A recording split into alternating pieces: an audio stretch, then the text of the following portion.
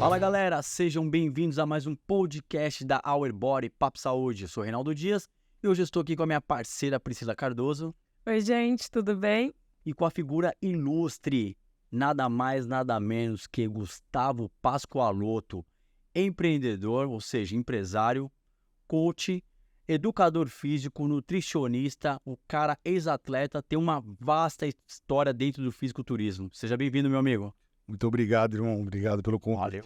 Bem-vindo, prazer. E ó, antes de iniciarmos, vai lá, compartilha, ativa o sininho, fortalece, tá? Deixe seu comentário aí, seu like.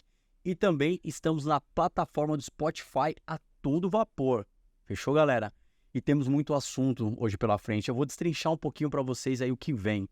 Então ele vai contar a história dele dentro do cenário do fisiculturismo lá nos anos 2000.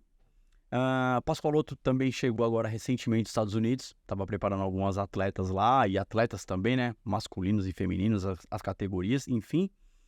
E também ele tem uma vasta história também como educador físico, vai contar também essa história pra gente aqui. Vai contar a história também como conheceu o nosso querido, ilustre Rafael Brandão, que é muito legal. Vai falar um pouco sobre a questão do fisiculturismo na época que ele atuou para hoje, alguns atletas que ele preparou na época dos anos 2000 aí que estão no hype e outros assuntos mais pela frente. Se eu for falar aqui, já viu, né? Mas é só para você ficar ligado. Pascoal, vamos começar aqui então, né, meu irmão? Bora. Vamos falar primeiro a sua história, né? Dentro do esporte, né? Como você iniciou? Você iniciou como educador físico e daí por diante você pegou amor, paixão pela questão do fisiculturismo? Cara, na verdade, o fisiculturismo veio antes da faculdade, porque eu comecei a competir, eu tinha 17 anos. Foi bem no ano que eu decidi fazer a faculdade, foi quando eu estava começando a competir. Aquele campeonato, né, que a gente vai falar, que a gente comentou, que é o brasileiro competir contra o Eduardo Corrêa, foi em 2002, eu tinha 18 anos. Então, tudo começou antes da competição, aí pelo fato da competição existir na minha vida, eu acabei optando por fazer educação física, porque eu tinha dúvida ali, aquela dúvida de moleque, né? Por que eu vou fazer de faculdade e tal? Acabei optando pela educação física por causa disso. Depois fomos continuando na competição, logo depois já comecei a preparar alguns atletas, e aí aconteceram alguns poréns aí, que a gente vai falar depois de lesões e tal, e eu acabei tendo que parar de competir, né? Me aposentar como atleta, e dar mais ênfase na preparação dos outros, né? Ou seja, mas a sua paixão é tão, assim, fulminante pelo esporte, né, em si, que você, mesmo que não atue no palco diretamente como atleta, você ainda seguiu nas preparações, né? Que é bacana. É o que eu sempre falo, cara, eu amo o que eu faço. Eu amo preparar atleta, por mais que 90% dos meus pacientes sejam pessoas que a gente fala, né, pessoas normais, né, pessoas de academia que querem emagrecer, que querem ganhar massa, querem secar. Eu tenho um amor pelo atleta, porque o atleta você leva ele ao limite. Então, eu acredito que qualquer um que consegue levar um atleta a ser campeão, consegue fazer qualquer coisa com uma pessoa normal. Basta a pessoa realmente querer, né? A gente Sim. não faz mágica. E nos anos 2000 lá, a sua primeira subida ao palco foi em 2000 2000 mesmo? Tinha 17 anos. Foi a primeira, 16 para 17 anos. Foi a primeira vez que eu subi, meu, magrelinho, não sabia posar porra nenhuma, tava sequinho até.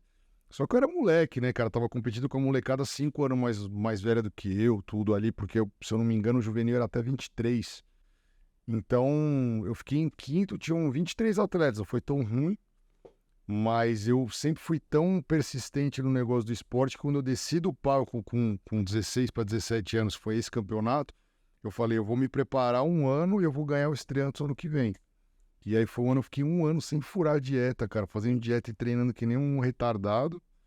E aí eu fui e ganhei. Aí eu ganhei o Estreantes, ganhei o Paulista e me classifiquei pro Brasileiro. E foi 2002. FBB? Não, na época não tinha FBB, na época era NABA ou FEPAM. FEPAM era uma IFBB mais ou menos, mas aí misturou, foi uma época meio misturada das coisas que tiveram da federação, que é o Eugênio que comandava, né, o Eugênio Koprovski. E você, nessa época, quem estava preparando você? Cara, nas primeiras competições, que foi em 2000, foi o Fabiano Rain, que é um cara que mora nos Estados Unidos hoje e tal, me ajudou, sou muito grato a ele. Depois no brasileiro já praticamente fiz as coisas sozinho, e de lá pra cá, e foi fui eu por mim mesmo e aí foi aprendendo, tal, fui evoluindo as preparações, fazendo as coisas, evoluindo os estudos, que a preparação que eu fazia na época da minha competição é completamente diferente do que a gente faz hoje, né? Não tem nada a ver. O sofrimento que eu passava é totalmente desnecessário hoje. Esse É negócio. legal trazer pro pessoal essa diferença, coisas que são mais marcantes, assim, que mudaram.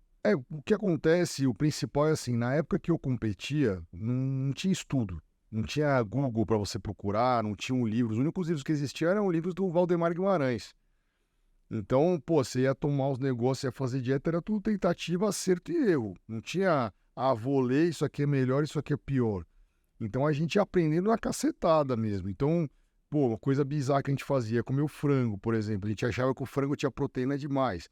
Cozinhava o frango 4, 5 vezes na água para sair a gordura do frango e comia aquele frango branco, que não podia colocar tempero, nada, porque achava que se colocasse ia estragar o físico. Tomava água destilada no final da preparação. Puta, fazia muita coisa que a gente não faz hoje em dia. Agora de cabeça assim é difícil lembrar tudo. Mas era um sofrimento do caramba. Só essas duas já deu pra ter uma ideia. Ô, Pascoaloto, mas assim, e a questão de hormônio? Você acha que a galera tá usando mais hoje ou, tipo, vamos dizer, começo dos anos 2000? Tentando lembrar, assim.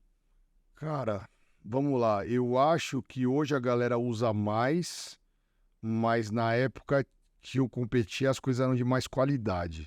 Então, eu não sei se comporta, porque, por exemplo, vamos supor, quando eu usava estano, era aquela estano de bujãozinho 50 mg, que era da Zambon na época, depois virou Desma, que eu acho que tem até hoje da Desma. A estano de qualidade. Eu cheguei a tomar uma a cada 8 horas daquela, numa preparação pro brasileiro, que é um total exagero, não tem necessidade nenhuma. Só que a gente tomava isso de coisas boas. Hoje a galera toma de coisa que não tem tanta procedência assim, né? A gente não sabe exatamente de onde veio e tal. Então, eu acho que na verdade hoje se toma mais porque o cara já vai com a cabeça do tipo, pô, nem sei se esse negócio é tão bom, então eu tinha que tomar 100, vou tomar 200 para garantir. O que pode dar uma bela de uma cagada, né? Mas é o que acontece hoje em dia. E antes, cara, o treino era prioridade. Então a galera treinava muito bem, fazia muita dieta e o hormônio era um auxílio. Hoje a galera tem pressa, porque como o esporte cresceu muito, né, e todo mundo quer ser atleta, todo mundo quer ser campeão, ninguém tem paciência. Então a galera quer se entupir de hormônio para construir um físico rápido. E o treino e a dieta já não é mais tanta prioridade assim, e aí acaba tendo problema.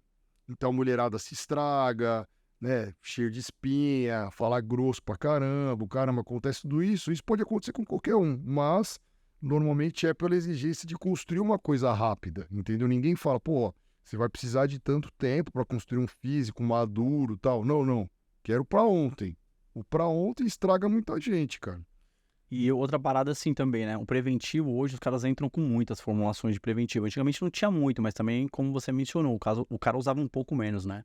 E era de qualidade. Sim, isso aqui era de qualidade. Você sabia o que você estava tomando. Hoje em dia, Aumentou tanto a oferta e demanda que agora tem um laboratório de fundo de quintal espalhado por tudo aí, né? quanto é canto. E é o que eu sempre uso de exemplo. Eu falo, pô, uma droga que eu gosto muito pra mulher, Primobolan, por exemplo.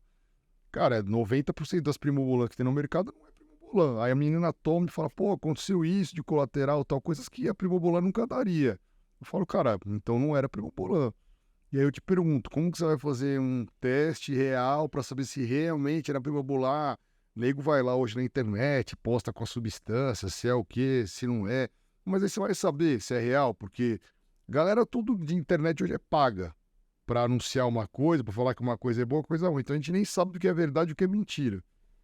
Então, cara, o que eu sempre falo para os meus clientes, para meus pacientes é tente pegar, se há alguma marca de mais qualidade, tente buscar isso. Né? A gente não pode orientar a pessoa a comprar isso ou aquilo, o máximo que a gente pode fazer é orientar ele fazer de uma forma mais segura. Mas onde vai comprar, como vai fazer, o caramba, aí não tem como a gente fazer isso, né? E dentro do seu segmento aí, da sua história, você competiu de 2000 a 2004. E nesse cenário você chegou aí, eu quero que você fale qual o cara que você subiu no palco para competir, que foi pro hype depois. O mais sinistro foi o Eduardo Corrêa, né? Eu subi com o Eduardo Corrêa no Campeonato Brasileiro, logo dele ganhou, cara, foi foda confrontar com ele, porque o filho da puta já era diferente. E logo depois ele já foi para os Estados Unidos. Ele teve uma coragem que eu não tive e a maioria dos atletas não teve, que ele catou as coisas dele, cara, e foi para os Estados Unidos e se jogou. E lá ele conseguiu evoluir e construir o físico dele. A gente ainda se falava um pouco na época, era pelo ICQ, não sei quem lembra disso. ICQ é tipo um messenger, é tipo um messenger que tinha de computador. Assim, um WhatsApp de computador. E a gente se falava e ele estava tendo uma evolução incrível lá. E quando ele foi fazer a primeira competição dele lá nos Estados Unidos, quando ele ganhou a primeira competição dele lá, quando o Edu foi pra lá, era um médico de lá que preparava ele, que tinha uma esposa que era bodybuilder. E eu nunca me esqueço dele falando assim pra mim, Gu, as coisas aqui são muito diferentes, né? Porque era tudo novo pra gente. Imagina, a gente fazia a tentativa e acerto e o cara vai pros Estados Unidos fazer uma preparação lá. Aí ele falou, pra você ter uma ideia, quando a gente competiu junto aí, eu competi com 93 quilos, eu pesei 93 quilos no dia. Aqui eu vou competir com 79. E era o mesmo cara e mais evoluído. Então olha o quanto de peso ele perdeu para buscar a qualidade que ele buscou. E realmente ele se tornou uma outra pessoa. Eu olhava o Edu ali depois nos Estados Unidos, o cara era outro cara. Maturidade totalmente diferente. Outra maturidade, outra qualidade de pele, muito mais seco, entendeu? Corte mais fundo, né? Exato. Ele fez o Excalibur. Eu acho que a Carol Saraiva, quando ela foi lá na companhia, ela falou, pô, o Edu, ele foi subindo no Excalibur, né? E ela falou, o primeiro campeonato que ele chegou nos Estados Unidos e fez foi o Excalibur. Foi o Excalibur, eu acho que foi. Eu não lembro exatamente qual foi o campeonato, mas a gente conversava um pouco ainda e a gente discutia sobre isso, porque eu como um atleta, entusiasta de um cara que eu admirava, já competia com o cara ganhou de mim, então eu vou admirar e admiro ele sempre brinco com ele, quando a gente se encontra, ele fala, o primeiro cara que eu dei pau foi ele brinca. E a gente fica curioso, eu queria saber o que ele vai estar fazendo diferente ali, né, de repente buscar ter acesso a algum tipo de informação que a gente não tinha aqui, entendeu? É muito difícil. Hoje, cara, é engraçado porque eu tava morando em Miami e eu comecei a preparar os atletas de lá. Então eu preparei o Esteves, que era meu parceiro de treino lá, ganhou o overall do campeonato. Preparei a Thaís, que é uma atleta da Venezuela, que tá entre as 20 melhores figures do mundo, vai pro Master Olympia agora.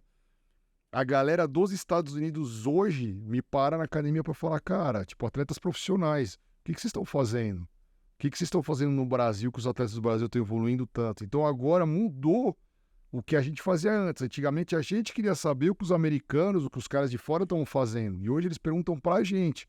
E na verdade, o que eu respondo? Cara, a gente só passou a ter acesso às mesmas coisas que vocês têm, que vocês sempre tiveram. E o brasileiro, quando pega pra fazer, o brasileiro é raçudo.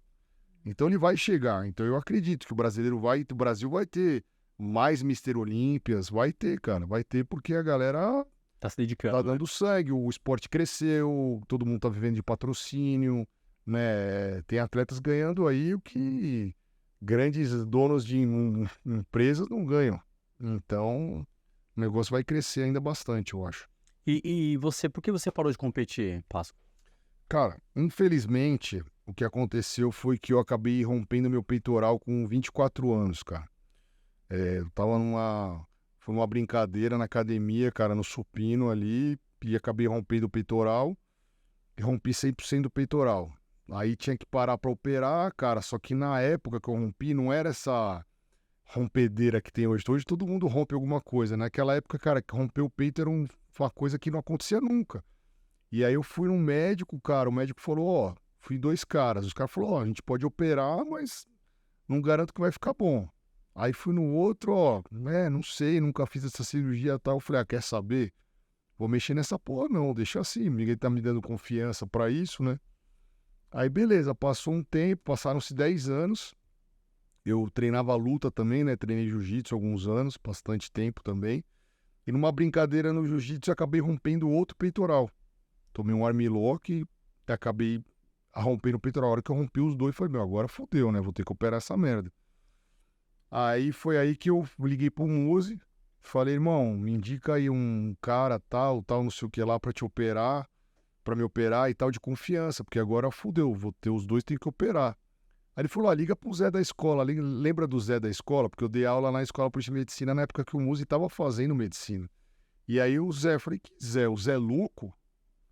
Ele falou, é ele mesmo, pô. Eu falei, tá louco, cara, você quer que o Zé louco me opere? Ele falou, Gu, o Zé tá fudido, tá operando pra caralho o ombro, tudo, o cara manja muito, fala com ele. Falei, pô, você tá falando, beleza. Meu, aí cheguei no consultório do Zé, meu, a maior cara que eu não via ele, né? Aí virou o José Carlos Garcia, mas pra mim ele era o Zé Louco, da Escola Paulista, como o Musa era o Paulinho Cintura, na Escola Paulista, É isso mesmo. né? E aí cheguei lá, cara, a gente conversou e tal, falei, Zé, ó, me arrebentei aí, cara, o que dá pra gente fazer? Aí ele, não, pô, vamos operar, aí é a história engraçada, vamos operar o primeiro o esquerdo, aliás, o direito, que foi o último, depois a gente opera o esquerdo. Eu falei, não, cara, tá louco? Eu falei, opera os dois, né, caralho? Eu falei, vai operar um, se doer pra cacete, eu não vou querer fazer o outro. Falei, não, pô, preciso trabalhar, o caramba e tal. E na época que eu rompi o primeiro também tinha isso. Eu tava, começando a trabalhar bastante. Eu precisava trabalhar, fazer dinheiro. Nunca tive nada de família, então eu queria trabalhar. Aí ele falou, puta que pariu, operar os dois, cara, você é louco, nunca fiz isso, tal. O Zé, ele falou, porra, Zé. Falei, pô, tem que ser, cara. Dá assim. Ele falou, não dá. Falei, dá. Lógico que dá. Aí ele falou, não, volta aqui no outro dia, traz sua mãe e sua mulher aqui. Aí falei, beleza, né? Porque eu era casado, né? Chamei minha mãe tava bem de saúde. Falei, vamos lá. Levei as duas, não sabia. Falei, ó, ele mandou vocês duas irem lá no consultório. Mas por quê? Não sei. Aí chegaram as duas, aí ele já falou pra minha mãe, primeiro prazer, a senhora, gosto muito do seu filho, mas ele é retardado mental, mas eu entendo a loucura dele. Aí falou, eu chamei vocês duas aqui porque ele quer operar os dois lados. Eu entendo a dor dele, sim, eu quero fazer, mas eu preciso, para poder fazer isso, eu preciso que vocês me deem certeza que vocês vão cuidar dele, porque ele vai ficar 2 meses imobilizado. Aí minha mãe falou, ai meu Deus do céu, não, tudo bem. A minha ex-mulher falou, não, tudo bem e tal. Cara, eu operei os dois de uma vez e saí do hospital derrubado, né? Acordei, que eu tava contando aqui um pouco antes da gente começar. Os dois, acordei na cama, na maca do hospital, com os dois braços imobilizados. Olhei pro lado, minha mãe tava sentada. Aí fui me mexer, cara. No que eu me mexi na maca, minha perna doeu pra caiu. Ai, minha perna, puta que pariu. Aí olhei pra minha mãe e falei, mãe, o que aconteceu, cara? Falei, pô, operei o peito, minha perna tá doendo. Eu, não, filho, lembra? Então, ele que ele tinha falado, eu autorizei ele tirar um pedaço do tendão do seu joelho pra fazer o peito. Meu, resumindo, saí parecendo os dois braços mobilizados, a perna manca. Tava todo fodido e fiquei assim 2 meses. Pra eu voltar a treinar real, assim, pra conseguir, demorei 1 ano. Foi muito difícil me adaptar a isso. Até hoje eu tenho uma certa insegurança, não treino pesado mais. Quando vejo alguém treinando com muita carga, me dá até agonia. Mas eu sei que em muitos casos é necessário. Mas eu sempre falo, cara, toma cuidado, evita barra, entendeu? Quer treinar com muita carga, não faz supino, faz dumbbell, faz algo que se der alguma merda dá pra você jogar, porque barra não tem o que fazer. E 90% dos casos que a gente sabe de ruptura de peitoral, essas coisas, é sempre barra.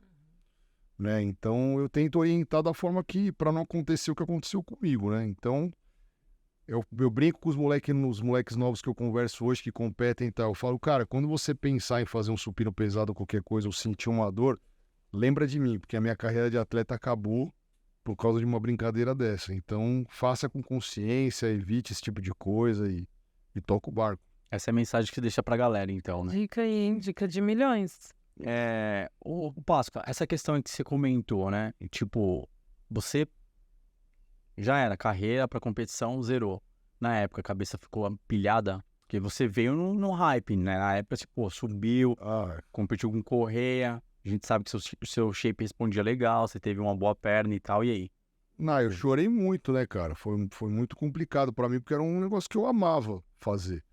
Só que eu sempre fui muito competitivo. Então, por mais que tenha gente que compete rompido ainda, tal, pós-cirúrgico mesmo, que tem cirurgias hoje que ficam muito boas, né? Que não dá nem pra perceber, o que não era o meu caso na época. Eu jamais admitiria entrar num campeonato sabendo que eu já ia sair perdendo ponto, porque eu era muito competitivo. Então, pra mim, isso não servia. E aí, o que eu fiz, cara? Eu me condicionei total, falei, já que eu amo o esporte, então eu vou me preparar pra preparar os outros. E logo em seguida eu já preparei a primeira atleta, que foi em 2004, 2005.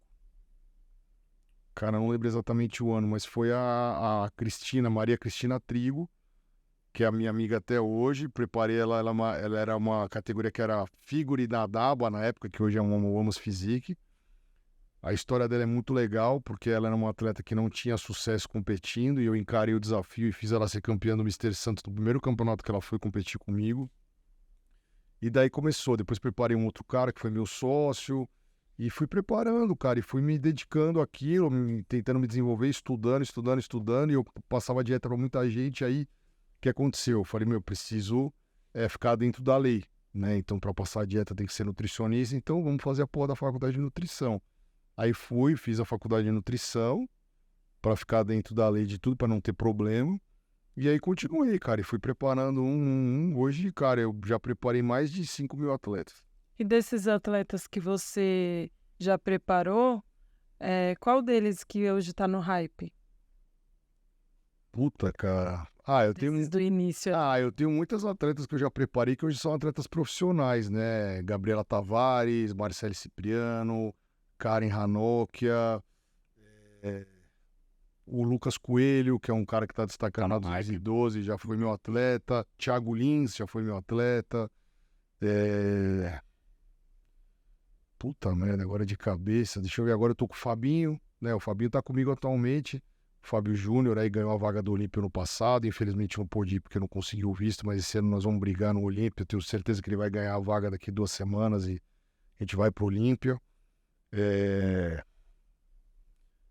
Tem um biquíni que ganhou o Procard também. Tem muito. É porque na época que a gente prepara, o que acontece muito hoje em competições, quando a gente fala de atletas que estão no hype ou não estão? Rafael Zen foi uma atleta que começou comigo, tal, também é pro hoje. Às vezes, uma atleta muda de coach, acontece algo do gênero e tal, e quando você vai ver o físico construído, quem construiu o físico dela foi você. Só que naquele momento que ela competiu, a categoria mudou de estrutura, que foi o que aconteceu muito na categoria Wellness, por exemplo. A categoria Wellness era um tipo de shape, e hoje as meninas são muito mais agressivas. Então, um atleta que tinha uma característica mais agressiva, às vezes ela não conseguia ir num campeonato. Só que aí foi passando o tempo, ela continuou competindo, e aí ela era um físico mais agressivo, e chegou a hora que o físico agressivo estava ganhando, e ela ganhou. Isso não quer dizer que ela era melhor ou pior, ou que ela estava mais bem preparada ou menos preparada. Isso quer dizer que ela se adaptou melhor à categoria. Então, uma Wellness que ganhava um campeonato há 10 anos atrás, hoje, se botar ela no palco, ela não ganha nada. E se botar que ganha hoje, há 10 anos atrás, era outra categoria. Assim como o Men's Physique também, né? O Men's Physique mudou muito, né? Pô, mas você viu o que vai acontecer agora? Que a partir do ano que vem, Men's Physique vai ter que bater peso.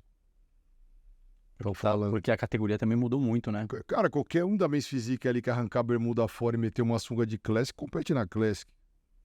Os caras, muitos estão migrando por causa disso. Agora, na hora que tiver que bater o peso, muitos não vão conseguir bater o peso. Se tá certo ou não, irmão, não sei.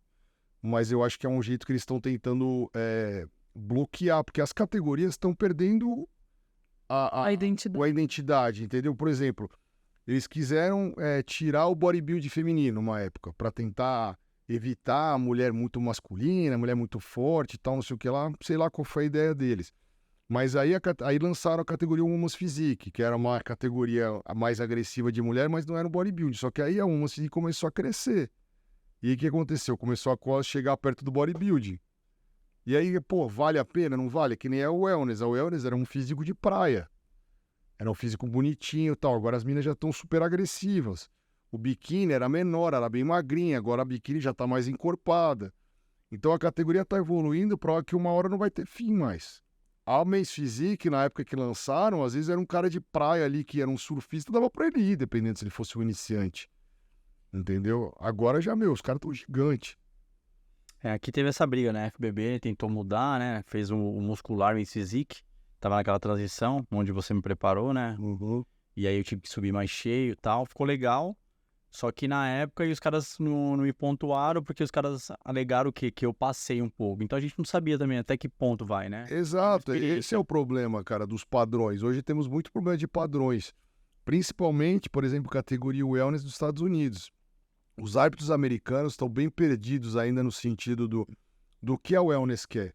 Tanto que a mina que ganha nos Estados Unidos não ganha aqui no Brasil. E vice-versa. Eu já vi meninas ganharem, por exemplo, você vê a menina ganhou um campeonato X lá nos Estados Unidos, vai pro Olímpia, fica em último. Então, olhando essa visão, eu acho que é interessante sim colocar algumas regras, alguns padrões Então, para definir as categorias, então, o né? problema é que eles dizem que tem, mas não tem. Não tem, é muito subjetivo, né? Entendeu? Por exemplo, o que aconteceu comigo com a atleta minha venezuelana, a Thaís, agora no New York Pro, ela tava com. Não é porque eu preparei ela, cara, eu sou muito justo. Ela tava com um físico excelente. Pra mim, ela era campeã. Entendeu? E aí o feedback do árbitro foi que as costas dela estavam flat, que ela tava com as costas empedradas, não tinha flat e que faltava glúteo. Cara, mas nós estamos falando de uma categoria figure, onde o glúteo nunca foi problema.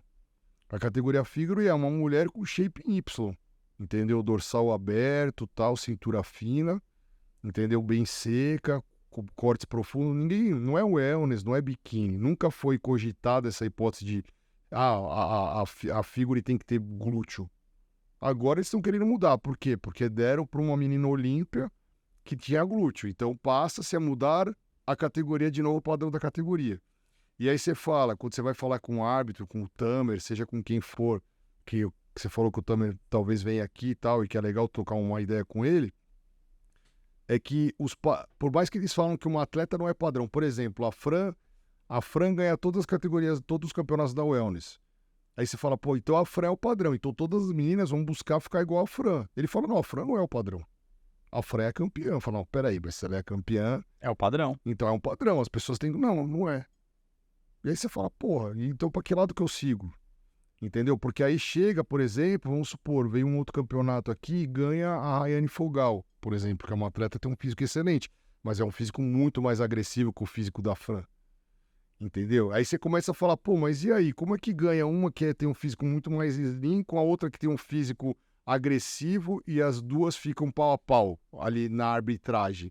Sendo que as meninas têm um corpo completamente diferente. Então o que só vale é só a gota do glúteo, o resto não vale mais. Então você fica avaliando, pô, é um conjunto ou é só uma parte? É a mesma coisa que eu vou julgar o bodybuilding e eu vou falar, pô, o cara ganhou porque o bíceps dele é maior, mas é só bíceps que tá valendo? Ou é o padrão todo? É se ele tá maior, mais seco, a linha dele tá boa, a cintura tá fina? Como que é isso? Entendeu? Então, cara, às vezes há um dilema de você coordenar. Fora que nos Estados Unidos, como são várias áreas de competições, né? Na área sul é um tipo é um árbitro, na área norte é outro, blá blá blá. Cada um, às vezes, julga de uma forma diferente. Então, por exemplo, o Steve, que é o árbitro central do New York, que é o dono do New York Pro, que é o árbitro central do Olímpia, ele gosta de atletas mais cheios. Ele gosta do atleta mais full, maior, tal. Óbvio, gosta do seco. Tem lugares que os caras já preferem um atleta com mais qualidade, mais seco. Entendeu? Então você tem que também saber para que campeonato você vai, para como você vai levar o físico do teu atleta para o árbitro que vai julgar ele. Então tem tudo isso também, né? Então, acho que o que ele quis dizer, deixa eu ver se eu entendi. Antes de competir, saber quem são os árbitros. Pra Tentar você saber, porque às tentar vezes se não encaixar dá. mais ou menos no padrão que Exato. eles vão E às trabalhar. vezes você só fica sabendo em cima da hora. A Sandy, que também é uma árbitra central, gosta de um físico mais parecido com o físico que o Tamer gosta, que já não é tão parecido com o Steve.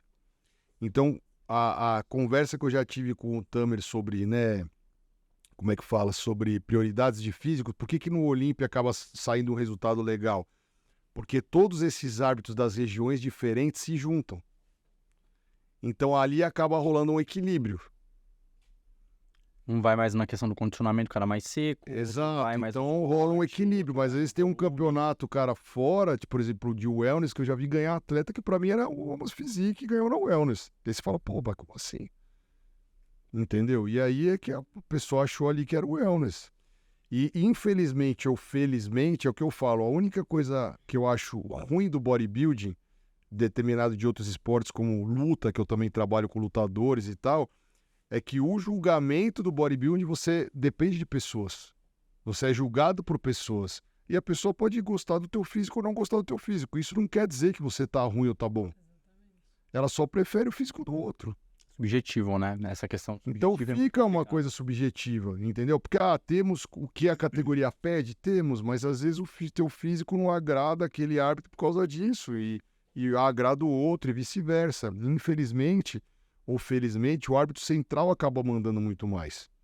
Então, às vezes, quando dá confusão, quem apita é o árbitro central. entendeu? Então você compete para 5 árbitros, 6 árbitros, dependendo do campeonato, mas o que vale mesmo é o central. Foi o que aconteceu também no Men's Physique, né? O Buendia, você lembra? Viram durante anos uma linha legal e os caras pegaram uma linha mais open e o Men's Physique se tornou o que é hoje, né?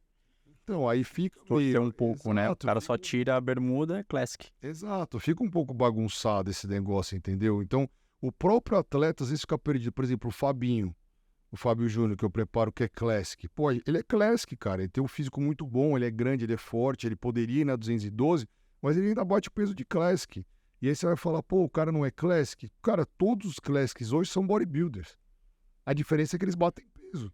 Ponto. Se o cara, a partir do momento que o Fabinho, de repente, não conseguir bater um peso da categoria, beleza, a gente vai conversar, falar, e aí, Fabinho, vamos fazer um trabalho para ir para 212? O Fabinho bate 9,1 para ser Classic. Na 212 ele passa a poder bater 96, ele ganha 5 quilos, que é bastante no físico dele. Só que, cara, ele é um físico, se botar ele na 212, catar ele, enfiar ele na 212, ele vai bem. Porque o moleque tem um puta shape. Entendeu? Ele é dedicado. Mas todo mundo na mídia, na internet, no hype, fala, não, pô, o que ele tá desperdiçando no Classic, não sei o que lá. Não é desperdiçando, a gente tá tirando o máximo dele na Classic pra um dia ele ser 212. A galera que vê tudo, acha que é tudo muito fácil. Entendeu? Ah, o Brandão faz o off, mas, pô, ele não cresce. Não sei o que lá, a galera critica. Pô, o Brandão é meu irmão, é minha família. Quando eu vejo isso, eu fico puto, porque eu sei o quanto o cara se dedica. E a galera não tem noção que quando um atleta ele tem 80 quilos e ele quer fazer um off para crescer e chegar a 90, chegar a 100 é uma coisa. A hora que o cara já tá em off, tem 130 quilos, não é que nem criança vai subir para 140, 150, 160. Não, cara. Tem que ter paciência. O corpo dá uma estagnada, né? O platô dele ali tá no... Exato. Então a galera critica demais, cara, como se tudo fosse A fácil. pessoa só vê o trabalho pronto, né? Não vê lá atrás. Exato. E eu acho que o marketing e a mídia hoje, da mesma forma que ajuda em muitas situações, acaba atrapalhando esse tipo de coisa. Entendeu? Porque o atleta olha aquilo, o cara tá sendo criticado por uma pessoa que não é nada, e às vezes o cara fica super triste com aquela colocação, com aquela situação. Entendeu? Pô, e o cara que tá criticando é um Zé Ninguém, entendeu? Porque não tem o que fazer, vai meter o pau nos outros na internet em vez de fazer melhor. E isso que eu fico puto. A internet é muito bom pra propaganda, um monte de coisa, mas muito ruim pra vida de muita gente. Porque as pessoas estão ficando escravas daquilo. E aí fica escrava daquilo, e aí às vezes o cara, pô, que vive de mídia, vai olhar um cara criticando ele ali, vai ficar chateado. E uma crítica desnecessária, pô, como é que você vai... Me fala uma coisa, é simples. Ah, vou falar do Rafa. Ah, vou criticar. Pô, o cara é o melhor Open do Brasil hoje.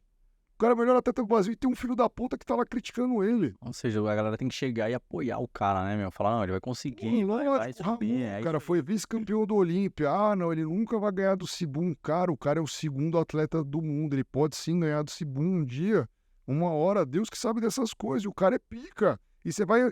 Todo mundo quer arrumar a porra de um negócio pra criticar o cara, velho. Ah, o dedinho dele tá com a unha sem pintar. Pô, toda hora eles vão achar alguma coisa, entendeu? Então a galera tem que aprender no esporte a se juntar. E é isso que eu gosto da luta.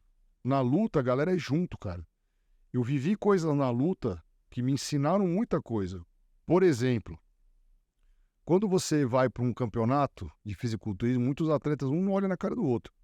Você sabe disso, você já competiu, você sabe. O ego fala. Porque o ego ali não quer. Em vez, cara, tem atleta gente boa que um ajuda o outro? Tem, mas é raro. Você vai na luta, irmão, os caras são da mesma equipe. Os caras treinam todo dia ali. Aí vai lutar um. Um dos caras só vai lutar. Todos os caras da equipe vão junto com o cara. Ficam juntos. Se o cara tem que fazer sauna pra bater o peso, todos os caras que não tem que bater peso, porque eles não vão lutar, eles entram junto com o cara. Enquanto o cara não bater o peso, os caras não saem da sauna. A união dos caras é de dar inveja, cara. Eu trabalho muito com os atletas da Shootbox, né, do Diego Lima aqui em São Paulo, que é o Diego prega muito essa união e esse cara é bonito de uma ver. filosofia, né? Porque os caras treinam. O Charles do Bronx, por exemplo, é o campeão da equipe, entendeu? Todos os caras repetem. E o Charles, ele é campeão e ele treina com todos os moleques, ele apoia todos os moleques, ele pira os moleques. Podia estar falando, mano, sou foda, sou rei do bagulho, não preciso mais. Não tem ego, né? Não, cara, ele tá lá ajudando cada moleque que treina com ele. Agora, vê se o bodybuilding faz isso. Não, aí o bodybuilding vai lá, o cara prepara o cara fez um primeiro campeonato, ficou lá em 15º, já acha que tá apto a preparar os outros, virou coach. Entendeu? Então, como é que um cara de luta, que lutou 20 anos, vai ser coach de um cara e preparar um cara pra luta que em um mês. Tem como fazer isso? Não tem. Tem. Mas estão fazendo. É o que mais tem. E falando da sua história, né? Seguindo aqui, você já veio num cenário, né? Que é o celeiro ali dentro da Kansas, que a gente pode até falar, citar, que tinha muito atleta na época também. Então foi um ambiente gostoso. Uma escola Uma muito escola. Ele, assim, e o ambiente competiu, uma competição gostosa, né? Porque você estava com o Ponchê, Marcelo Pinheiro. Ponchê, quando eu tinha 16 anos, foi o primeiro cara que me ensinou a posar. E eu encontrei com o Igor Ponchê esses dias lá nos Estados Unidos. Conheci o Igor era Uma criança. Então, aí você passou por todo esse processo. Então, aí essa busca deu mais sede pra você, né? De aprender, de erros e acertos, porque bodybuilder a gente sabe que era isso, né? Antigamente, hoje não mais. A galera tá mais assertiva, tá mais estudada, tá mais nessa busca. E você preparou Tomaiolo? Preparei o Tomaiolo, ajudei o Paulo Musi, todos na antiga. Os dois só competiram. O Tomaiolo competiu 2 vezes, se eu não me engano, e o Musi foi só uma. O Musi sempre fala que vai voltar. Chegou há uns 4 anos atrás me encontrar numa feira, a gente falou, Gu, eu vou voltar, você me ajuda de novo, tal, não sei o quê. Mas não volta. O cara deve estar tarefado pra caralho, muito trabalho, muita coisa tal, nem é pra ele mais isso. O cara já se mantém. O Musi é um cara que tem uma genética privilegiadíssima, cara. O cara tem. Ele é óbvio, como todos, é muito dedicado, né? Sempre treinou, sempre fez dieta. Desde a época que eu dava aula na Escola Paulista de Medicina, que ele estava se formando médico ainda, que eu conheço ele desde essa época, ele já era dedicado, já treinava, já comia direito, já fazia as coisinhas, tomava as coisinhas, tudo direitinho, entendeu? Então, só que, cara, a rotina do cara, não tem, primeiro que não tem nem porquê. Se ele for fazer competição, ele vai fazer porque ele ama mesmo, porque não tem porquê ele competir. E segundo, que eu não sei se ele consegue se dedicar tanto, entendeu? Porque na época que ele foi competir, ele tava fazendo as coisas meio que por fazer, entendeu? Ele tava fazendo, era o normal dele. E aí ele ficou bem, e ele foi lá em casa, tô pensando em competir, vamos competir? Eu falei, vamos ver como é que você ficou. Aí eu vi, ele tava pronto.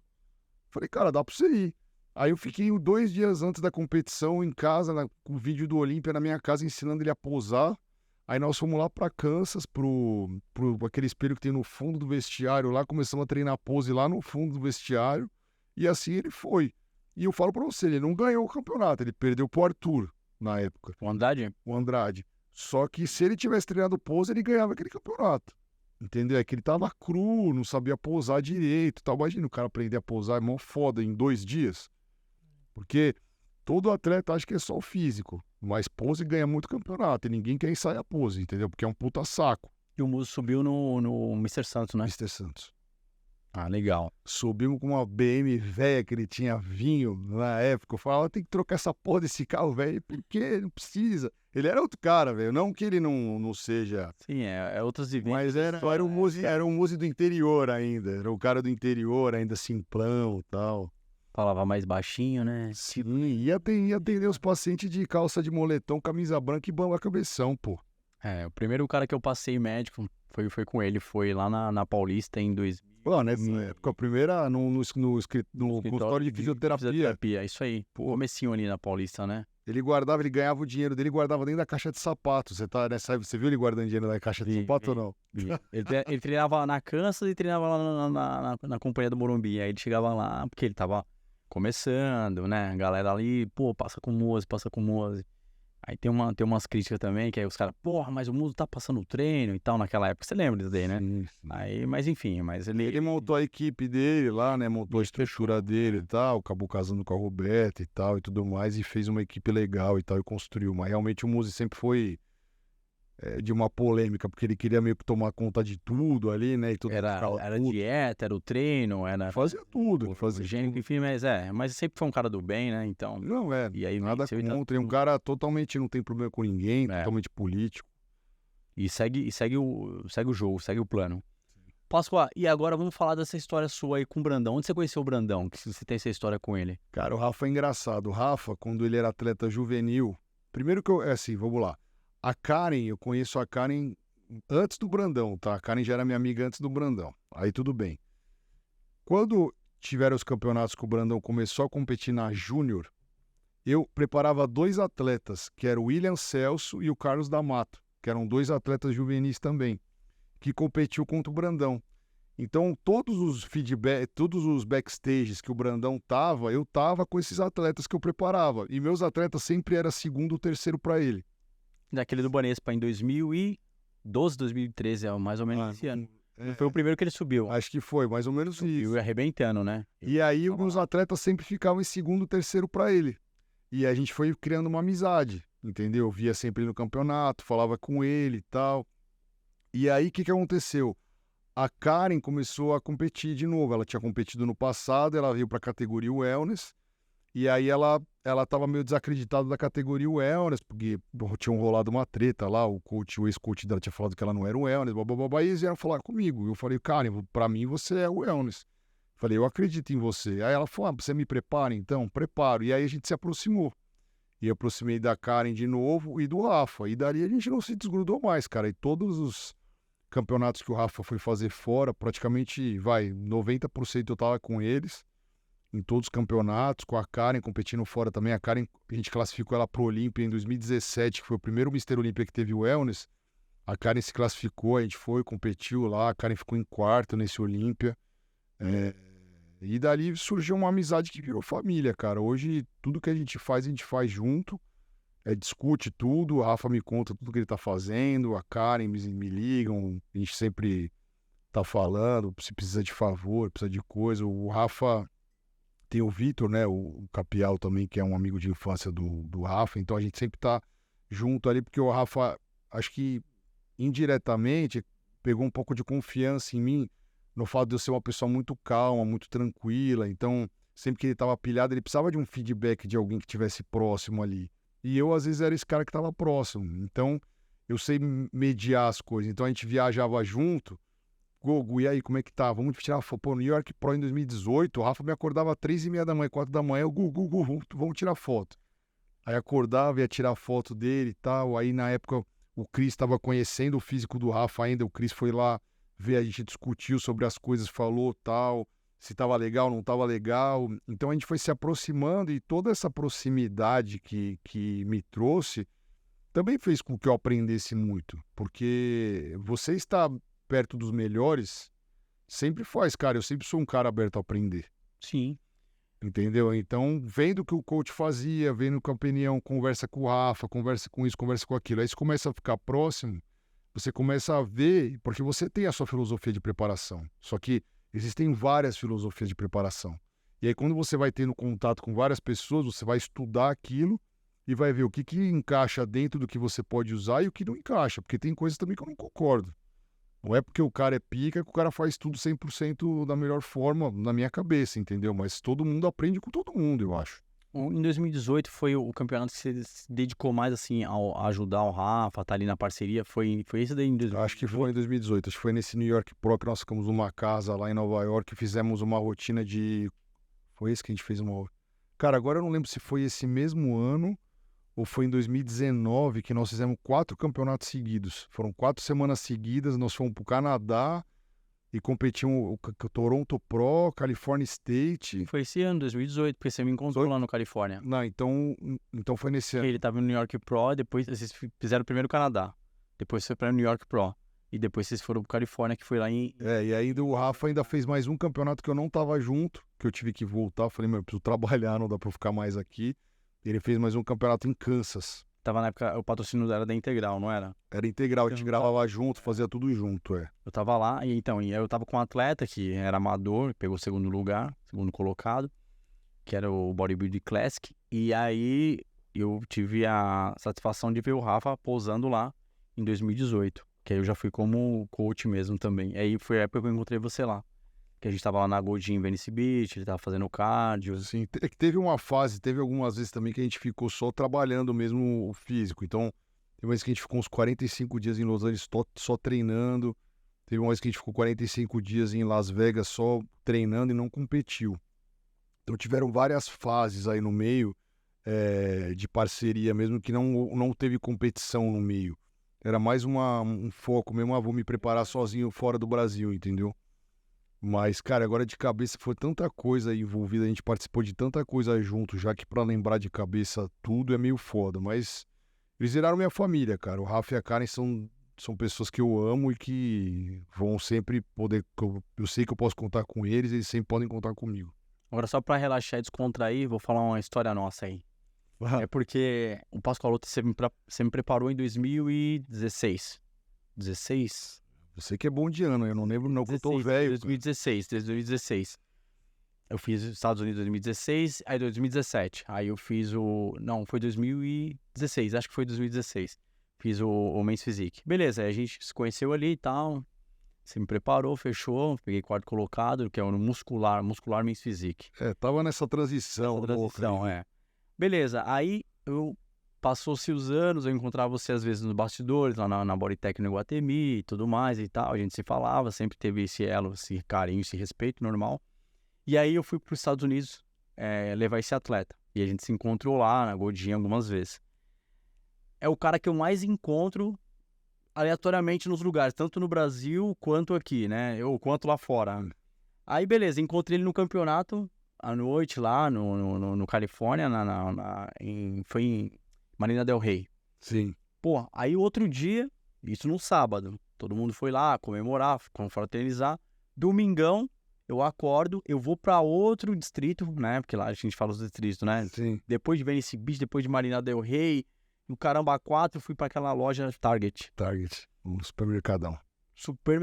Bom, Califórnia, um puta mercadão enorme e tal. Tô lá, com um carrinho, dando um rolê, comprando as coisinhas, fazendo o show da minha filha. Eu olho pra uma prateleira lá, quem tá lá no corredor? Eu, comprando videogame. Aí eu falei pra ele, ó, são umas 10 horas da manhã, umas 10, 11 horas. Eu falei, porra, meu, a gente sai do Brasil pra se trombar no campeonato. Fechou. Se tromba na academia, porque é coincidência. Tipo assim, a preparação do Brandão, tá todo mundo na meca dos bodybuilders, mas é um horário que coincidia. Porque eu lembro que eu ia com o meu atleta em 2 horários ou até 3. E aí, no período da noite, eu trombava vocês. Ou era ou pela manhã, ou no final. Às vezes a gente ia 2 vezes. Ou no final ou no final do dia, né? Vai 8, 9 horas da noite até 10 pra fazer o cardio. Aí a gente se tromba no campeonato, normal, o campeonato todo mundo se encontra, faz parte. Porra, mas se encontrar no dia seguinte, é como se fosse aqui. Você tá aqui, a gente tá em Pinheiros, pra gente ir lá pra São Bernardo. E aí se tromba lá no mercado. Não, cara, tem umas coincidências que acontecem comigo de encontrar pessoas assim nos lugares nada a ver, cara. Tipo, ontem aconteceu uma parada dessa muito parecida. Ontem eu fui pra Aparecida, dar uma rezada e tal, aí fui pra lá, fui pra Catedral, tal, não sei o que lá. Aí tem uma atleta que eu preparei há muitos anos também, a Giovana Castro, foi uma biquíni muito boa. E ela tem uma floricultura em Guaratinguetá, que é do lado de Aparecida. Aí eu falei, eu falei com ela, falou, pô, passa aqui, né, pra me ver, faz tanto tempo que a gente não se vê e tal. Eu falei, realmente, fazia uns 4 anos que eu não a via. Falei, aí beleza, fui, cara, lá em Guaratinguetá, falei com ela e tal, beleza. Aí eu saí de Guaratinguetá, teve um pastor, uma vez que eu conheci o pastor Gabriel, que é um cara que faz umas previsões sinistras, assim, uma vez eu conheci ele, você sabe quem que é? Cara, um cara sinistro. E o cara fez muito bem pra mim, sabe? Falando, tal, um cara muito do bem e tal. E às vezes a gente se falava pelo Instagram, depois que eu conheci ele na casa de um amigo, a gente se falava. Cara, eu tô em Guaratinguetá, aí eu parei pra fazer xixi num posto lá do outro lado da estrada, meu, saí do posto, com quem eu dou de cara? Com o pastor, velho. E o pastor achava que eu tava em Miami.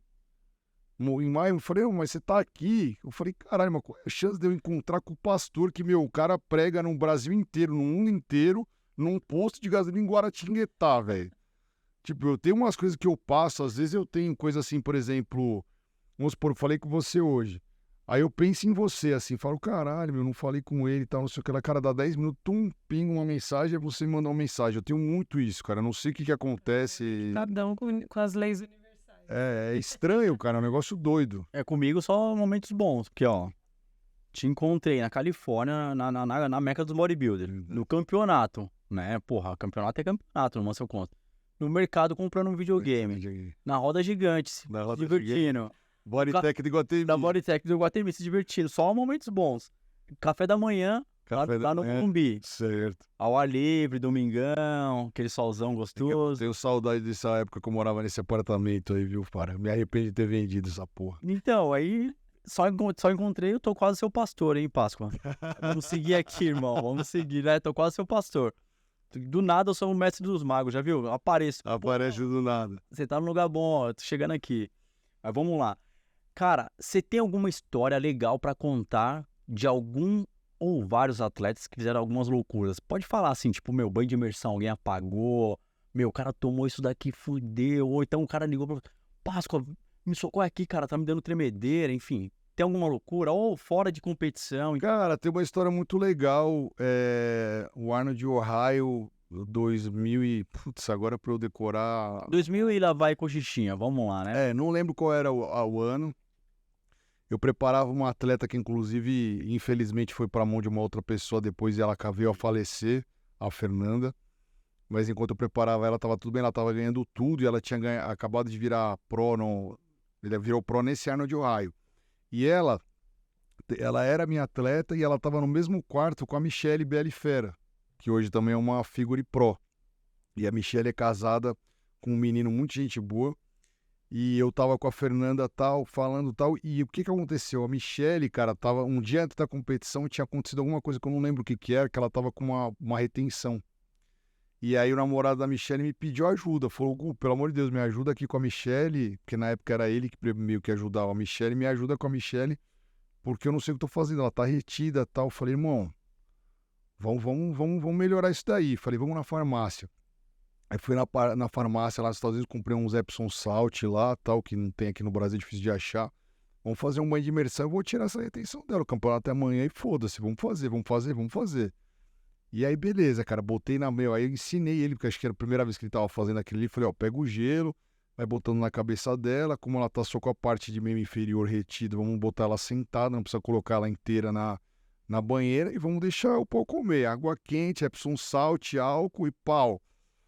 Cara, aí chegou, entrou na banheira, ficou, passou meio mal pra aguentar ali, aí o menino com gelo na cabeça e tal, e ficou lá, acho que uma meia hora na banheira, tiramos ela da banheira, falei, ó, agora você vai descansar, já era noite, falei, vai dormir e amanhã você vai acordar melhor, tenho certeza. Cara, ela acordou 2 quilos a menos no outro dia e seca, ganhou a porra do Procard dela lá no Arnold de Ohio. É porque puxa mesmo, essa daí é loucura. Tem tanta gente contra, fala que não dá certo, que não dá efeito, né? Tem que saber fazer e por que você tá fazendo. Fazer aleatoriamente é a maior cagada que tem. Entendeu? Tem, por exemplo, atleta de luta, tem atleta que prefere fazer banheira para baixar o peso e tem atleta que prefere fazer sauna. Entendeu? Cada um se sente melhor numa situação. Tem muito, porque a sauna ela desgasta mais para atleta. O atleta na banheira ele fica parado. Então, por mais que judie, às vezes o cara prefere fazer banheira. Tem atleta que prefere tirar só na capa. Então, coloca a capa plástica, coloca a roupa e faz treino mesmo de manopla e coisa e tenta tirar. Quando não é muito peso, às vezes dá para tirar. Mas não é sempre que funciona. Então... E você pergunta pra mim, banheira ou sauna? Banheira, sauna. Banheira. Então. Você tá louco, banheira 10.000 vezes. É porque sauna judia demais. Você chegou a fazer banheira? Fiz. Banheira ou sauna? Banheira. Banheira. Eu tipo, fico 10 minutinhos, saio um pouquinho, respiro, né? Vou lá, me enrolo de novo, 10 minutos na banheira de novo.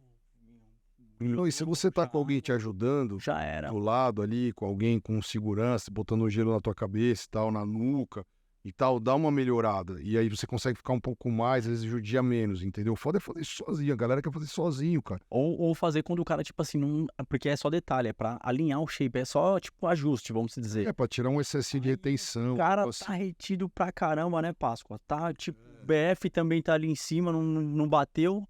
Vai puxar o que ali, bicho? Não vai puxar nada, só vai passar mal. Acontece isso. Aí passa mal e critica. Exato. Não, Paulinho veio aqui, Paulo Lima, abração, meu irmão. Veio aqui e falou, não, cara, banho funciona, Ponchezão chegou aqui, banho funciona. Cara, eu não tenho o que falar que não funciona. Pô, fiquei parecendo uma caveira, puxa tudo, você sabe disso. Funciona, você sai com as veias saindo. Na hora, cara, é na hora, é imediata a parada. Parada é imediata, lógico, depois tem que repousar, porque você sai quebrado, né? Parece que correr uma maratona. Tem que tomar cuidado também com a distância que você faz o banho até a hora que você vai competir. Também. Porque às vezes pode subir a aldosterona, se o cara desidrata demais, aí o próprio corpo começa a produzir água. Aí o cara acaba tendo o rebote da retenção se não dá o tempo dele competir. Aí ele critica também, fala, o banho me fudeu. Não, você fez o banho no time errado. É isso aí. Isso, porque o corpo quer recuperar, né? Exato. O corpo é muito inteligente, é o que eu falo, o corpo é a coisa mais inteligente do mundo, cara. Você tem que lembrar sempre disso, vai fazer alguma cagada, né? Porque o teu corpo é inteligente, ele sabe o que tá fazendo, deixando de fazer. Entendeu? Não adianta querer enganar ele, que se você enganar errado, ele vai descobrir. A gente vai chegar nessa pergunta aqui agora para você, mas já deixando bem claro que a gente ainda vai falar sobre nutrição, né? Que a gente quer falar também aquela parada que você falou, meu, para hipertrofia, a galera fica falando certo tipo de alimento, é legal a gente falar.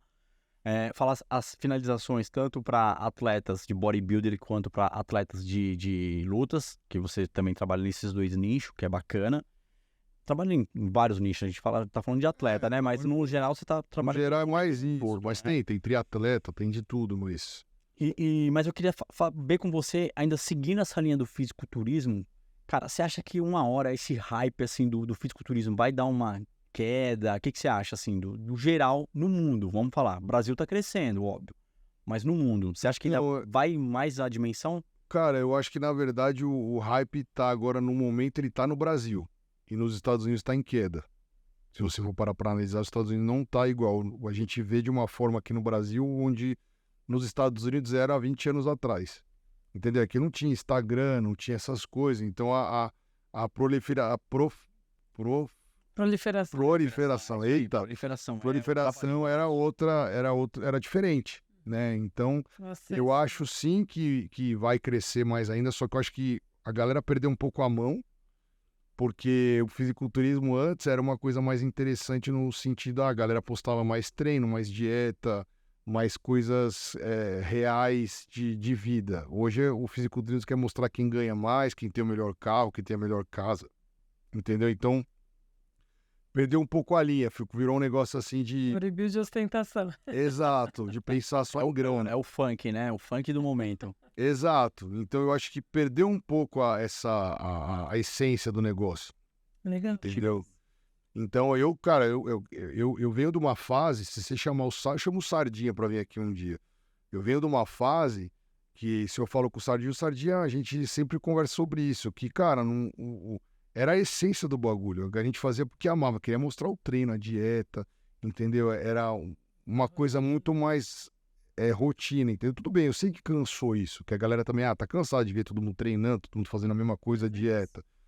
Mas acho que ostentar e querer mostrar uma coisa que o esporte não também denigre um pouco aquilo, porque a galera também fica injuriada, entendeu? Então, eu acho que tem esse hype, a galera tá tendo isso, tanto que muitas pessoas estão crescendo rápido, não era ninguém, em um ano viram mestre dos mestres, né? Tem muito disso, só que normalmente esses caras não se sustentam, mas não sei, cara, onde vai parar isso, se vai diminuir ou não vai, Porque esse tipo de propaganda desperta na cabeça de algumas pessoas que vai fazer isso por dinheiro. E não pelo amor ao esporte. Então, mas é o que mais acontece. Eu tenho paciente que fala pra mim que não quer fazer faculdade, que quer ser fisiculturista. E eu tenho que falar com o moleque, fala, não, cara, você pode ser, mas vai estudar, vai cuidar da sua carreira, vai fazer algumas coisas, entendeu? Porque não... E outra, hoje o Brasil tá tão no hype que o brasileiro antigamente, ele queria ir para os Estados Unidos para morar lá, para crescer no esporte, porque empresas americanas e suplemento, caramba. Cara, quando o americano hoje escuta o que o brasileiro ganha aqui, cara, nem o Mr. Olímpia, pica da galáxia lá, acaba ganhando que um atleta bom ganha aqui. Entendeu? Então tá num hype tão grande, tá tão valorizado o negócio, que eu acho que uma hora ou vai estourar, entendeu? Ou vai diminuir. Eu não acredito que consiga se manter durante tanto tempo assim. Ô Páscoa, e essa questão do fisiculturismo natural nos Estados Unidos, você acha que tá dando uma alavancada? Porque aqui no Brasil, não tá rolando muito, né? A gente sabe, né? Irmão, o natural é natural da China, né? Aquele negócio não detecta no exame, né? Mas que o cara usou alguma coisinha ali durante um tempo, é só o cara estudar a meia-vida do negócio que o cara usa e não detecta no... Ou o cara faz a preparação, tipo assim, um exemplo, eu tomei 1 ano atrás, fiquei monstro, aí agora eu venho no Natureba, subo e já era. Isso, aí o cara fala que é natural, entendeu? Mas não é, né? Ou seja, não tem como nunca sair do underground, né? A galera fica assim, não, mas só vai ter campeonatos de bodybuilder natural e fisiculturismo dos caras que tomam a parada. Não existe isso, não tem como saber, né? tem como saber. Não tem, a não ser que o cara, se obrigasse o cara vai competir no ano, se obriga o cara a fazer exame de sangue todo mês. O doping todo mês. Não, e outra parada também, eu tô perguntando isso porque a galera, tipo, manda as perguntas aqui pra gente e é o seguinte, quando a gente fala isso, assim, por exemplo, eu pesava 58 quilos, 56 quando eu me formei. Cara, no primeiro ciclo eu já fui pra 66, 67. Depois que eu parei de tomar um ano, eu não voltei pro 58. Eu fiquei no 62, 64. Você vai se manter. Se você continua com a sua rotina, com a dieta e com o treino, você vai manter. E assim vai, sucessivamente, óbvio. Eu já tô quase 8 anos fora do mercado. Mas o que eu quero dizer é o seguinte, você nunca consegue voltar pro seu nicho natural, vamos dizer. Você teria que largar a mão. Tipo assim, eu não treino mais, não faço mais dieta, não faço mais porra nenhuma. Aí pode ser que você volte. Mas se você mantém a sua rotina, continua treinando, continua comendo bem, você vai manter uma parte disso. Entendeu? E aí é isso que eu fico puto. Sou natural, mas natural como? Faz quanto? Faz um ano. Desde quando? Faz 6 meses que eu não tomo nada. É natural? Não é natural. Você já tomou. Cara, você já teve um up daquilo ali. Entendeu? Então não dá pra medir. E outra, se o exame for de urina, dá pra burlar. A vitamina C, né? Tem várias formas, né? Com diurético, às vezes o cara burla com vitamina C. Em excesso de vitamina C, ela aumenta a acidez da urina, então às vezes fica indetectável. Tem algumas substâncias que fazem a inibição disso. Tem uma história bizarra que o cara joga água sanitária na mão e aí ele molha a mão na água sanitária e quando ele vai fazer xixi no pote, ele mija na mão. Aí o que acontece? Bate na água sanitária e corta tudo e cai no xixi com a água sanitária, corta tudo. Olha só. Exclusivo, hein, galera? Show de bola. Aí já pega a dica. Só vai dar galera mijando na mão, né? Na Rússia, a galera só mijando na Rússia. Não, mas é por isso que agora os caras fazem tudo de sangue, cara. O UFC não tem essa, não dá pra burlar, porque o UFC eles batem na casa dos caras sem avisar.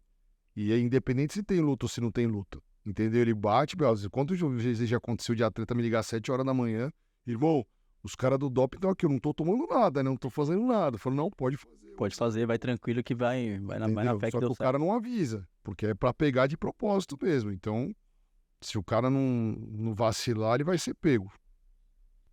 Pascoaloto, falando de esteroide, você acha que vale a pena um atleta fazer booking, cutting apenas de forma natural, sem anabolizar? Vamos lá. Valer a pena pode até valer se o cara fizer uma coisa bem controlada em ambos os aspectos, né? Mas eu sempre falo, uma pessoa que infelizmente tenta fazer uma dieta para secar, dependendo do extremo de seco que ela quer chegar, sem hormônio, ela vai infelizmente jogar boa parte do que ela ganhou no lixo, porque quando a gente fala, como é que eu vou te explicar? Quando a gente fala de off-season e on-season, né, que é o booking ou o pré-contest, a gente fala por tempo quando a gente fala de competição. Então, vamos fazer 12 semanas de cutting, 16 semanas, 8 semanas de cutting. Normalmente o cara que é natural, que faz esse tipo de oscilação, ele não faz pelo tempo longo como um cara que hormoniza faz. Então, normalmente ele acaba aprendendo. O cara vai estar sempre no booking ali, comendo pra caramba. Aí, de repente, ele fala, vou dar uma secada. Aí ele vai fazer o secar em 2 meses. Ele vai jogar metade das coisas dele no lixo. Infelizmente, o corpo não segura normal. Então, comparar um cara hormonizado com um cara natural é incomparável. Não tem como. Então, eu acho que quando o cara vem com um trabalho natural, é melhor ele fazer uma coisa mais equilibrada.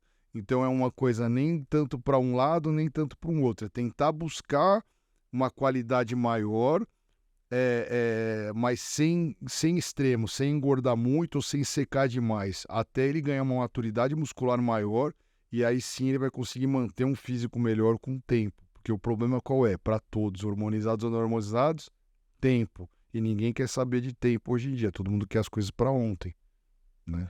E o imediatismo é o que ferra. Eu acho que é o mal do esporte hoje é esse, entendeu? Acho que é o imediatismo. Como muita gente, como cresceu demais e a gente vem falando que muita gente acha que vai viver disso ou qualquer coisa, o cara quer construir as coisas de uma hora para outra. E infelizmente, fisiculturismo, você pode ter, como é que eu vou falar?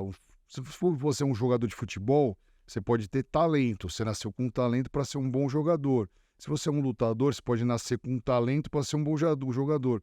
O bodybuilding, você pode nascer com uma boa genética. O problema é que mesmo você com boa genética, para chegar no nível de um atleta top, você vai precisar de tempo. Não tem escapatório. O jogador pode jogar futebol bem pra caramba, chegar lá e jogar. O fisiculturista não. Ele tem que ter tempo. Se não tiver tempo, ele não vai chegar. Mesma coisa, o lutador. Ele pode ser um lutador talentoso. Ele pode ter talento, mas se ele não treinar, ele vai apoiar. Como é que fala? A disciplina vai vencer o talento ali. Entendeu? Com certeza. Você falou de lutador. Também depois você prepara, né, lutadores? Eu cuido de lutadores também. Legal. Depois fala pra gente um pouquinho da diferença da preparação de um fisiculturista. De um lutador. Cara, é uma coisa interessante. O fisiculturismo, né, a dieta de um fisiculturismo, a base serve de base para mim para trabalhar com todo o público, com todos os esportes, todos os lados. A base sai do fisiculturismo. Agora, o que a gente trabalha de forma diferente é, dependendo do esporte do cara, ou ele precisa render durante a competição, ou ele precisa render num pós-pesagem como lutador, ou ele tem que render de uma forma desidratada, por exemplo, como um fisiculturista. Né? Então, na verdade, o que muda nas situações todas é a parte da finalização. Então, quando a gente fala de lutador e de bodybuilding, o bodybuilder ele bate o peso ali no determinado dia, sei lá, por exemplo, na sexta-feira ele vai competir no sábado. O que ele vai fazer é desidratar mais o corpo e tentar encher a musculatura para deixar a musculatura dele mais aparente. E não necessariamente ele precisa estar no gás, né, enrolado. Às vezes até o cara tá meio judiado, tal, não tá no gás para competir mesmo, ele tem que mostrar a estrutura física dele. Agora, na luta, o cara tem que pesar na sexta e sábado à noite ele tem que estar 100% para sair na porrada. Então ele tem que estar com o gás dele 100%. A estética dele já não vale de nada. Então a gente pode tomar a liberdade de hidratar muito bem um atleta, de alimentar muito bem, recompor as vitaminas, minerais, tudo que ele precisa para no outro dia, normalmente a gente tem 36 horas para fazer esse processo, para ele estar pronto para render ali normalmente 15 minutos, né, que são 3 rounds de 5, ou se for cinturão são 5 rounds de 5. Então essa é a diferença. Um mostra o físico, o outro mostra um rendimento desportivo, né? Então, resistência e força. Exatamente. Então, se você faz uma perda de peso de um lutador errado, ele vai cansar, provavelmente no segundo round ele tá morto. Entendeu? Já um fisiculturista ele não passa por isso, mas se você errar, aí talvez ele não mostre o melhor físico dele na hora que ele tem que mostrar. E acontece muito isso no fisiculturismo, né? É muito difícil você acertar 100%, né, daquilo. Você vai sentindo o corpo, né, do atleta também nas preparações, né? Tipo, a finalização do seu corpo responde mais assim. Aí numa próxima você já sabe, já o seu atleta ele responde melhor naquela finalização daquela... É o que eu sempre falo, é muito difícil você acertar 100% numa primeira preparação. É possível? É, mas sempre ali você sabe, você vai aprender como o corpo daquele teu atleta trabalha. Né? Então... eu já tive atletas, por exemplo, que não podiam fazer carb-up, porque se ele fizesse carb-up, ele tinha uma resistência insulínica, ele retinha muita água. Então eu fazia proteína e gordura e o cara entrava cheio. Entendeu? Então, isso você só vai descobrir testando. Você não vai saber. Entendeu? Então, por isso que a gente fala aquele negócio que o atleta costuma ficar pulando muito de coach para coach e, na verdade, o cara tem que dar uma credibilidade às vezes pro atleta, né, pro coach entender o físico do atleta e saber e tal, ou pelo menos o cara já conhecer. Quando é um atleta mais desenvolvido, normalmente ele já conhece o corpo dele, ele já sabe o que vai melhor ou não vai para ele instruir, porque o coach tem que ser um cara aberto a conversar com o cara, principalmente quando é um atleta já de alto nível que já se conhece. Eu acho que o grande diferencial de um bom trabalho é você ter essa troca de ideia, porque o próprio atleta ele sabe o que funciona para ele, o que não funciona para ele. Eu não me dou bem com arroz, eu prefiro batata. Então o cara sabe aquilo. Cara, eu não tolero muito bem ovo, eu prefiro comer frango, ou vice-versa. Então o cara ele sabe lidar com isso, diferente de você pegar um atleta iniciante, que é uma página crua na sua mão. Então você vai passar ali para ele e você vai ter que sentir o que acontece, o que deixa de acontecer e tudo mais. Então, assim, a caminhada na dieta é a mesma, né? A finalização que muda, né? Independente dos esportes. Sim. A gente teve um atleta de Strongman, né? Que ele falou bastante sobre isso que você comentou aqui agora, que ele falou, os atletas que faziam levantamentos, né? Que são os levantamentos, né? Que é questão de força, Strongman, os caras com dietas super hipercalóricas e muito sólidas. Então, às vezes não dava nem tempo de metabolizar direito, o cara já tinha que dormir comendo, dormindo, enfim, e já no meio do treino comer novamente e tudo mais. E, tipo assim, não seguia uma dieta, os caras comiam uma torta e direita, porque não tem esse negócio de peso, é força. E ele falou que mudou também o cenário, os caras agora vêm com uma dieta, né, porque você pode bater a sua ingestão calórica, né, Necessidade de calor. mas porém, os alimentos corretos. Né? Ele falou que não chega a ser o fisiculturismo, aí ele migrou para o Eu saí comendo sem limite, né? Mas ele falou, tá mudando um pouco, ou seja, os caras, os strongman, não precisa ser aquele cara gordão. É isso que eu ia falar, mudou um pouco isso, né? Tem o strongman que realmente é forte, mas ele é um físico que você vê mais massa muscular mesmo, não é uma coisa tão gordão, né? Tipo, tinha uns caras que era tudo gordão e tal. Pesadão, tipo sumô, né? Agora já mudou um pouco essa situação. E eu acho bom pra eles, cara, porque os caras também fazem uso de hormônio e são hormônios para ganho de força, que normalmente são os mais prejudiciais, assim, entre aspas, pra saúde. Ainda o cara não faz dieta, come pra caramba, um monte de merda. Prejudica, né? Então tem que saber equilibrar isso. E até porque você vai ter mais força se você tiver mais massa muscular e não mais gordura, né? Exato. Ele falou bastante sobre isso, ele colocou aqui na mesa que foi bem bacana, justamente isso. Ele falou, cara, se você... A ideia, tipo, é mandar a dieta hipercalórica e você ficar embaçando tanto seu corpo, refletia em outros fatores também, mobilidade, né? Ele falou, explosão, tudo isso. E fora que ele falou, a patologia estava lá em evidência. Lógico que um cara que treina, ele faz os exames, você não tem aquele risco dentro do exame. Aí a gente já teve outros médicos que chegaram aqui e falaram assim, tudo bem, o laudo médico do cara não dá, não vai aparecer. A insulina do cara tá boa, né? O triglicérido do cara tá bom, tal. O colesterol do cara tá caminhando ali, mas não tá zoado. Só que ele falou assim, geralmente, às vezes, o exame não detecta. O cara já tem um processo inflamatório. Se você já é obeso, você tá no processo inflamatório. As ramificações de outra patologia tá em evidência. caminho. Tá a caminho. É só uma questão de timing. Mas fechou. Vamos fechar esse ciclo aqui agora. E eu vou fazer uma pergunta para você. Quais os marcadores em exames que os usuários de esteroides precisam estar mais atentos na rotina do dia a dia? A gente sabe que quando você pega um exame, tem um todo, né? A gente fala assim, porra, exame tem que estar tudo alinhado. Mas quais os marcadores, assim, quem faz uso de esteroides, você fala assim, puta, esse daqui você tem que ficar mais atento porque é um sinal. Cara, uma coisa que há muito tempo muitos não viam, né? Que hoje a galera vê mais, já tá mais esperto, tá? Que a parte do hemograma, com a parte da hemoglobina e do hematócrito, né? Porque os usuários de hormônio acabam tendo um aumento grande aí de hematócritos e hemoglobina e acabam que o sangue fica grosso e muitos atletas morriam do coração. Então a galera sempre se preocupava muito com fígado, rim, essas coisas e esquecia dessa parte do sangue, né? Então uma das coisas que eu na minha época, por exemplo, de moleque, de quando eu era atleta e tal, ninguém olhava, era a parte do hemograma. Que o hemograma hoje te fala muito sobre você. E quando tem essa parte do hematócrito maior e tal, mais alto, aí a gente tem que tomar algumas manobras ou para abaixar isso, ou fazer uma doação de sangue para, né, para abaixar uma sangria que a gente fala, para tentar controlar isso. Porque dependendo do esteroide que você usa, ele realmente aumenta bastante a grossura do sangue e a quantidade de hemácias de hematócrito no sangue. Agora, passando do hemograma, aí a gente tem que olhar as enzimas hepáticas, obviamente, TGO, TGP, gama-GT, bilirrubinas, que são partes para olhar o fígado aí como é que tá. Se o cara às vezes teve um histórico de hepatite, alguma coisa quando criança, então a tolerância dele no TGO, TGP normalmente é um pouco maior, né? Lembrando que quando nós lidamos com atletas ou pacientes que treinam ou pacientes que fazem uso de esteroide, a tolerância de TGO, TGP, gama-GT são diferentes de um paciente normal.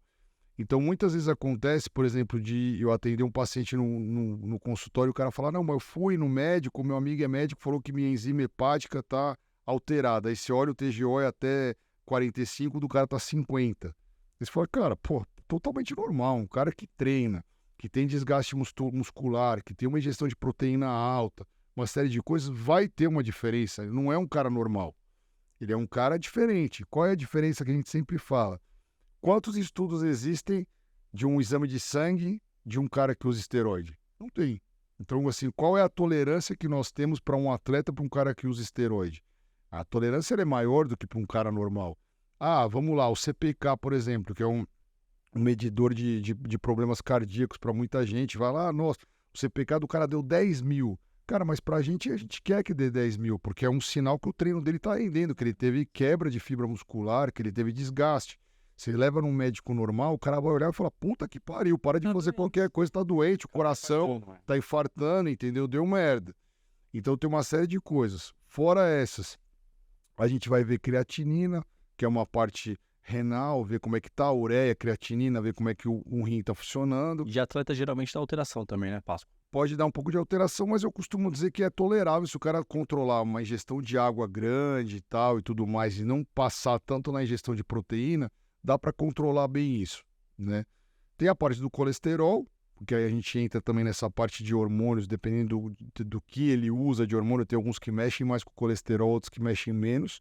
Então a gente tem que ter essa dosagem, às vezes um atleta que usa esteroide de uma forma mais contínua, então, porra, ele tomou um esteroide que alterou mais o colesterol dele, então beleza, não é que você tem que parar, mas vamos regular aqui, vamos mudar o esteroide para mexer menos com o seu colesterol, mexer menos com as suas enzimas hepáticas e tudo mais. É bom ver insulina, né? Ver se o cara tá com uma insulina, aí você vê também se o cara tá fazendo dieta ou não, uma hemoglobina glicada, que é o nosso histórico da insulina de 3 meses ali que a gente tem, então a gente vai saber se o paciente bebeu, se o paciente está comendo doce e tal. Então, hoje em dia, como a gente sabe analisar muito bem os exames, o paciente hoje não consegue enganar mais. Entendeu? Então, se ele falar que faz dieta e não faz, o exame vai dizer. Entendeu? Então, são coisas ali. Aí depois vai a parte hormonal, né, cara? Ver como é que tá o estrogênio do cara, o nível de testosterona que ele tá tomando, saber se a tireoide dele tá ok ou não. Entendeu? O anti-TSH também para ver se o cara tem uma propensão a ter uma tireoide de Hashimoto ou não, que é bem comum hoje, eu vendo no consultório de pessoas com problema de tireoide, que pode vir de problemas externos, né, como estresse, uma série de coisas, mas é bom ver esse marcador para ver se o cara realmente não tem algum problema genético de tireoide. O que mais? Cara, acho que o básico do básico que eu me lembro é isso aí, entendeu? Aí depois a gente vai, né, tem mais coisas, marcadores tumorais, que a gente coloca os CAs lá para ver se o cara tem alguma tendência, se o cara usa hormônio do crescimento, por exemplo, se tem alguma tendência a desenvolver um câncer, alguma coisa assim, um PSA, o cara usa testosterona durante muito tempo, ver como é que tá a próstata do cara, né? Tem mulher aí, é importante ver essa parte também dos CAs, dos marcadores, por causa de câncer de mama, essas coisas e tal. Não que isso vai ser claro 100%, porque quando a gente detecta algo, também é importante fazer alguns exames de imagem, né? Porque às vezes tem coisas que no exame de sangue não sai e a gente vai acabar vendo no exame de imagem. Mas aí é o que eu falo, né? Eu não sou médico, eu trabalho com médicos junto comigo. E aí já é uma área que eu já não... Se eu vejo que tem algum problema ali no exame do cara, eu falo, cara, vai procurar o especialista tal e vai ver esse problema aqui pode ter. Como, por exemplo, às vezes a gente pede uma análise de FAM, que é uma coisa que eu gosto. Quando dá um FAM positivo, pode ser que o cara tenha uma doença autoimune. E aí é uma coisa que eu não vou tratar, mas é uma coisa que eu desculpo, cara, vai dar uma olhada nisso daqui, porque isso daqui pode te trazer um problema no futuro se você não tem. Entendeu? Então eu costumo, quando eu já peço, como eu já vou pedir um exame de sangue pro meu paciente, eu peço o geral. E dali eu já vejo se tem algum problema ou não. Então eu peço de DST, eu peço tudo. Porque já que o cara vai fazer, então vamos dar uma olhada como é que tá a saúde do cara no geral. Por que eu vou pedir picado? A não ser que o cara, às vezes, se atende um paciente que não tem plano de saúde, tem que pagar o exame, a gente acaba fazendo um exame mais curto para ele conseguir fazer, para conseguir se cuidar, né?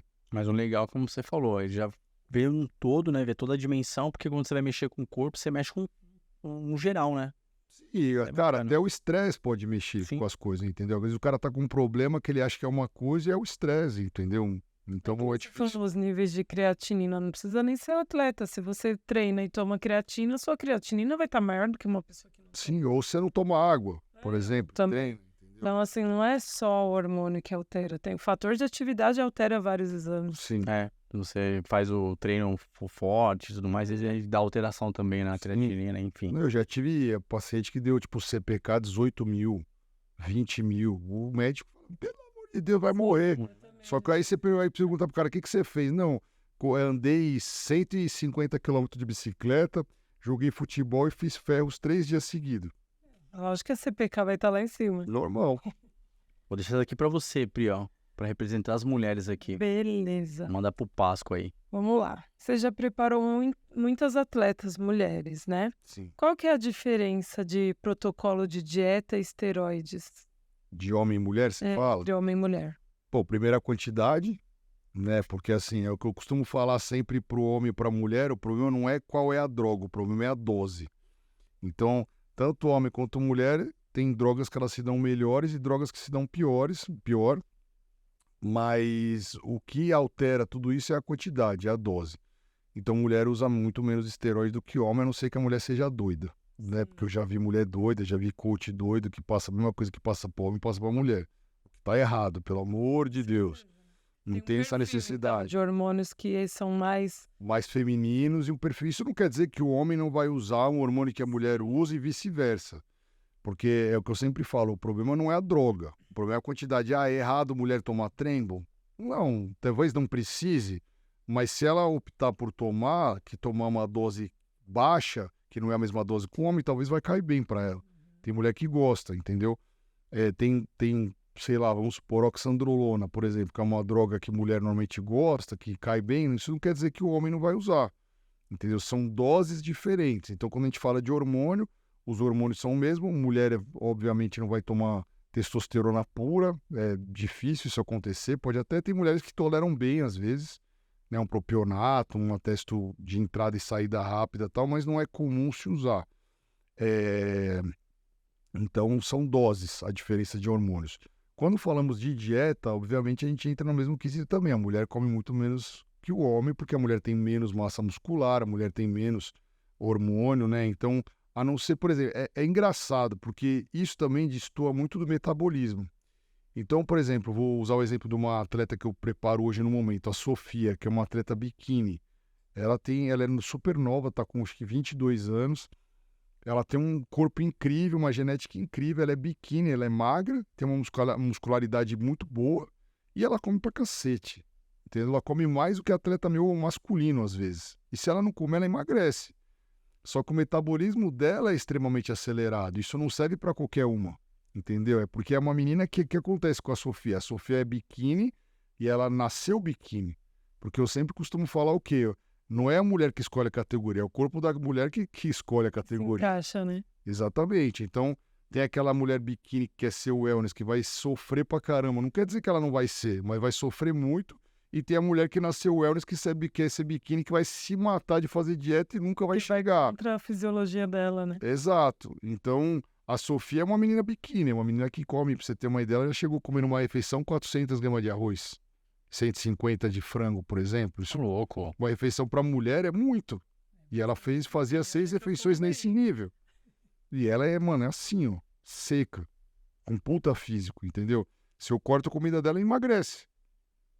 Então, e aí eu vou falar... Sofia, estamos juntos. Exato, e eu tenho atletas wellness que são bem maiores que ela de estrutura física que comem muito menos que ela. Se comer mais, fica gorda. Então, a parte da diferença da mulher e do homem na dieta é quantidade, mas também entra esse negócio da genética de cada um. Da individualidade. Da individualidade de cada um, porque isso é o que a gente entra naquele quesito do conhecer, né? De conhecer a atleta, conhecer a pessoa. Você nunca vai começar com ela no certo. Porque se, por exemplo, a Sofia vai no teu consultório de um cara e ela nunca fez dieta, não tem nada, ela vai pegar o recordatório ali, ela não come muito, porque ela não está acostumada a comer, o cara não vai passar muita comida para ela. O cara vai passar pouca. Ele só vai descobrir que ela come pra caramba conforme ela vai passando o tempo e ele vai trabalhando com ela. Descobrir do nada, falar, essa menina precisa comer muito. Por quê? Como assim? Calma, ela é magra e quer ser biquíni. Por que ela tem que comer muito? Não necessariamente ela tem que comer. E aí volta naquele caso que você comentou, por isso que tem que ter o preparador, passar um tempo com ele, não dá pra ficar trocando de coach a cada momento, porque você tem que entender o atleta num todo. Exato. Treino, na dieta, no descanso. Tem que esperar o Tem que esperar, né? né? Nos campeonatos, nas competições. Exato, e a galera não tem paciência, cara. O cara errou. Pô, e pode ser que o cara erre mesmo, ninguém é de ouro, mas não é porque ele errou uma vez que ele vai errar de novo. Entendeu? É difícil acertar 100% das coisas, entendeu? Aconteceu uma coisa muito, muito legal, não vou citar nome aqui porque né? Senão vão ligar técnicos e tudo mais. Teve uma atleta minha que eu preparei desde o começo da carreira dela. Ela não ganhava nada, né? Ficava sempre em sexto, sétimo, e começou a trabalhar comigo, começou a ganhar, ganhou tudo. Ganhou coroa, o overall, o cara, um monte de coisa. E ela, há um mês atrás, quando ela resolveu sair de mim, que ela falou, eu vou procurar outro coach, porque eu quero ver um trabalho diferente, blá, eu fiquei chateado. Porque eu falei, pô, sacanagem, fico triste, porque eu construí a atleta toda, fiz, pô, a menina virar campeã, agora a menina me larga. Mas tudo bem, cara, eu respeito a opinião de cada um. E aí, há um mês atrás, ela saiu, ela passou pela mão de dois ou três treinadores diferentes, e ela me mandou um textão falando, Gu, tô passando aqui, eu já queria falar isso com você, mas faz tempo, mas eu queria te agradecer, porque você sempre se preocupou comigo e tudo que você falou aconteceu. Então, eu queria te agradecer por você ter tentado me avisar e tal, não sei o que lá, porque assim, coach de atleta pronto, irmão, é o que Vai mais aparecer tem. um monte. Isso aparece a cada momento. Entendeu? Então os caras ficam em cima, vê que a menina tem potencial, que a menina tá ganhando, vai lá e oferece e a menina às vezes cai. Porque às vezes o cara tá no hype, às vezes o cara tem um mercado maior e tal. Só que eu não chego, eu falo, cara, eu faço o bagulho, não que eu não goste de atleta bom, não é isso. Mas eu faço porque eu amo. Eu quero ver meu atleta campeão, eu não tô interessado se ela vai me dar marketing ou não. Entendeu? Agora tem a galera que vai atrás só do marketing. Vê que tem potencial, não, vou pegar essa daqui, eu vou preparar essa daqui, vai fazer bom marketing pra mim. Então tem que prestar atenção nisso. E eu, cara, por isso que eu falo, não é que eu não quero que a pessoa me divulgue, não é isso. Óbvio que eu quero, todo mundo quer. Mas eu faço porque eu amo o bagulho. Eu não vou atrás de ninguém porque vai me dar hype. Perfeito. Pascoal, Perfeito. agora vamos para os esteroides. Quais os esteroides mais nocivos para o sistema nervoso, tá? Quais esteroides altera mais a questão do humor? Tipo, que você... Cara, a boa e velha Trembo, né? Que todo mundo sabe. Teoricamente, a Trembo acho que é a pior. Mas mesmo assim, como eu falo que tem individualidade de cada um, tem gente que toma Trembo e não tem nada. Normalmente, as pessoas que têm problema maior com Trembo, normalmente é enantato, não acetato. Ou não que o acetato não dê problema, também dá. Mas pelo fato do acetato ser mais rápida, a entrada e a saída, às vezes não afeta tanto. O enantato já afeta mais o sistema nervoso, já deixa o cara mais nervosão e tal. Muita gente tem problema com boldenona, de dar uma pirada também, depressão, caramba, tal. Mas também a mesma coisa, um monte de gente usa, não dá nada, mas tem gente que afeta. Que mais? Aí em termos de deixar mais nervosão, assim... É Trembo mesmo, né? Cara, algumas pessoas têm com Dianabol, às vezes de ficar nervoso e tal, mas também não é nada... Acho que as principais, assim, que eu vejo afetar a cabeça da galera é Bold e Trembo. E aí, Stano? Tipo, o cara fez o ciclo, parou. Você acha que tem um rebote? A galera também comenta bastante, você acha? O Stano, como é uma droga androgênica, bem androgênica, apesar de ser bem anabólica também, ela acaba mexendo muito com o libido, cara. Do homem e da mulher. E aí, quando acaba mexendo muito com a libido, mexe com a parte psicológica. E aí, quando mexe com a parte psicológica, o cara fica mal. Daí o cara fica triste, o cara fica zoado e tal. Então, eu, sinceramente, cara, Stano na minha época era uma droga muito usada. E hoje ainda é muito usada. O problema é que na minha época a gente usava Stano pra caramba porque a gente não sabia alguns dos efeitos colaterais que a Stano causava, que é um dos principais que eu acho que é ruim, que é o quê? Ressecar a articulação, ressecar tendão. Então, muita gente que tem lesão e tem ruptura ou sente dores articulares é porque está usando Stano. Entendeu? Só que na minha época eu não sabia disso. Então a gente usava a Stano a dar com pau. Não que hoje não use, mas às vezes o cara usa por um período mais curto de tempo, numa dose menor. Entendeu? As Stanos injetáveis... Acho que a sua ruptura pode ter... Pode ter sido. Porque eu enchi o cu de Stano. Tomava que nem água essa porra. Tomava mesmo, cara. Não tinha... Cara, eu falo, eu era um moleque doido, cara. Eu era um moleque que eu sempre fui focado em tudo na minha vida. E eu era um focado e eu só pensava nisso. Eu só pensava em ser atleta e querer ganhar. O que eu podia fazer, eu fazia. Então eu tomava mesmo, não tinha medo, não. Não, mas... Que não é certo. Tá? Sim, Pelo não. amor de Deus. E isso ajudou pra contribuir. Vários atletas que a gente sentou aqui pra fazer o podcast, os caras, geralmente, todos falaram isso. Tipo, você contribuiu, o Bruno Divino mesmo fala isso, Ponchê e outros atletas que vieram aqui falam, cara, bodybuilder da nossa época, erros e acertos. Então, assim, se hoje a galera tá acertando mais, se hoje a galera tá no preventivo, se hoje a galera tem um suporte, foi vocês. A literatura Galera, que existe hoje, vocês que fizeram lá atrás, né? Quem começou lá atrás na época do teste. E o legal é que teve médicos que já chegaram aqui e já falaram, falou, o importante do fisiculturismo crescer e tudo mais, né, cardiologista, não vou citar o nome, sentou e falou aqui, o legal é isso, tipo, eles fizeram o uso e não tem que ver como uma forma marginalizada.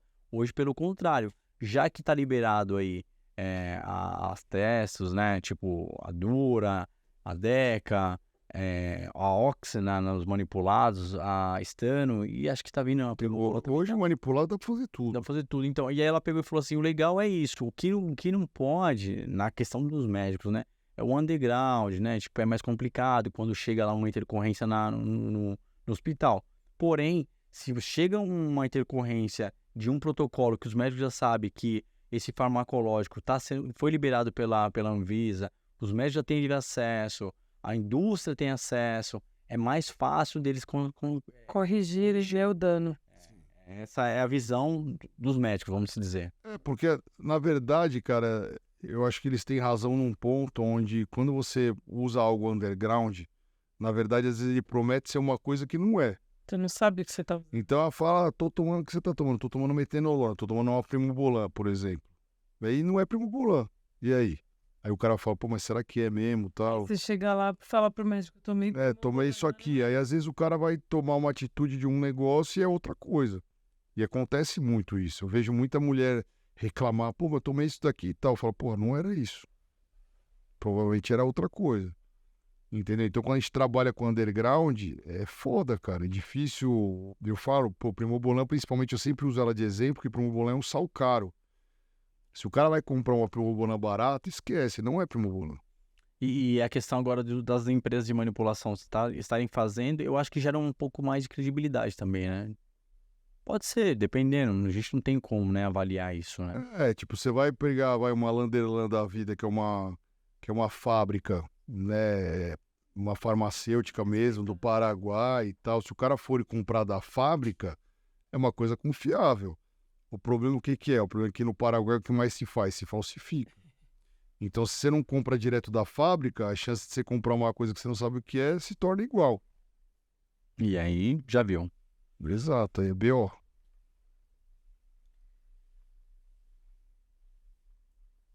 Manda. Quer dar pause, Rafa? Então, Não, que eu falei pra você fazer a última, quer que eu faça? não, eu faço.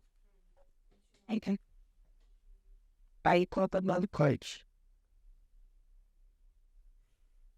Então, você indica alguma diferença de dieta e metodologia, protocolo, para quem é natural e para quem é hormonizado? Sim, existe uma diferença grande. Vamos lá, por exemplo, uma dieta. Um cara que é hormonizado, com certeza ele vai absorver muito mais nutrientes do que um cara que não é hormonizado. Quando a gente vai falar de treino, a intensidade de um treino de um hormonizado, a carga de um treino de hormonizado, com certeza vai ser muito maior do que um não hormonizado, né? Então, a gente tem que equilibrar toda essa parte e levar em consideração. Aí você me fala, mas quanto? Aí que tá, nós que trabalhamos com isso, temos nossa medida na cabeça para trabalhar com o atleta. Mas se você for buscar estudos científicos, você não tem estudo científico de caras hormonizados. Quanto é a absorção de proteína para um cara que quer ganhar massa muscular? De 1,8 a 2,2 gramas a quilo. Tá, mas e se o cara é hormonizado? Será que isso vai ser a mesma quantidade? Não. Entendeu? Quanto é a quantidade exata para esse cara? Não existe, porque não existe esse estudo em cima de quem usa hormônio. Não foi feito.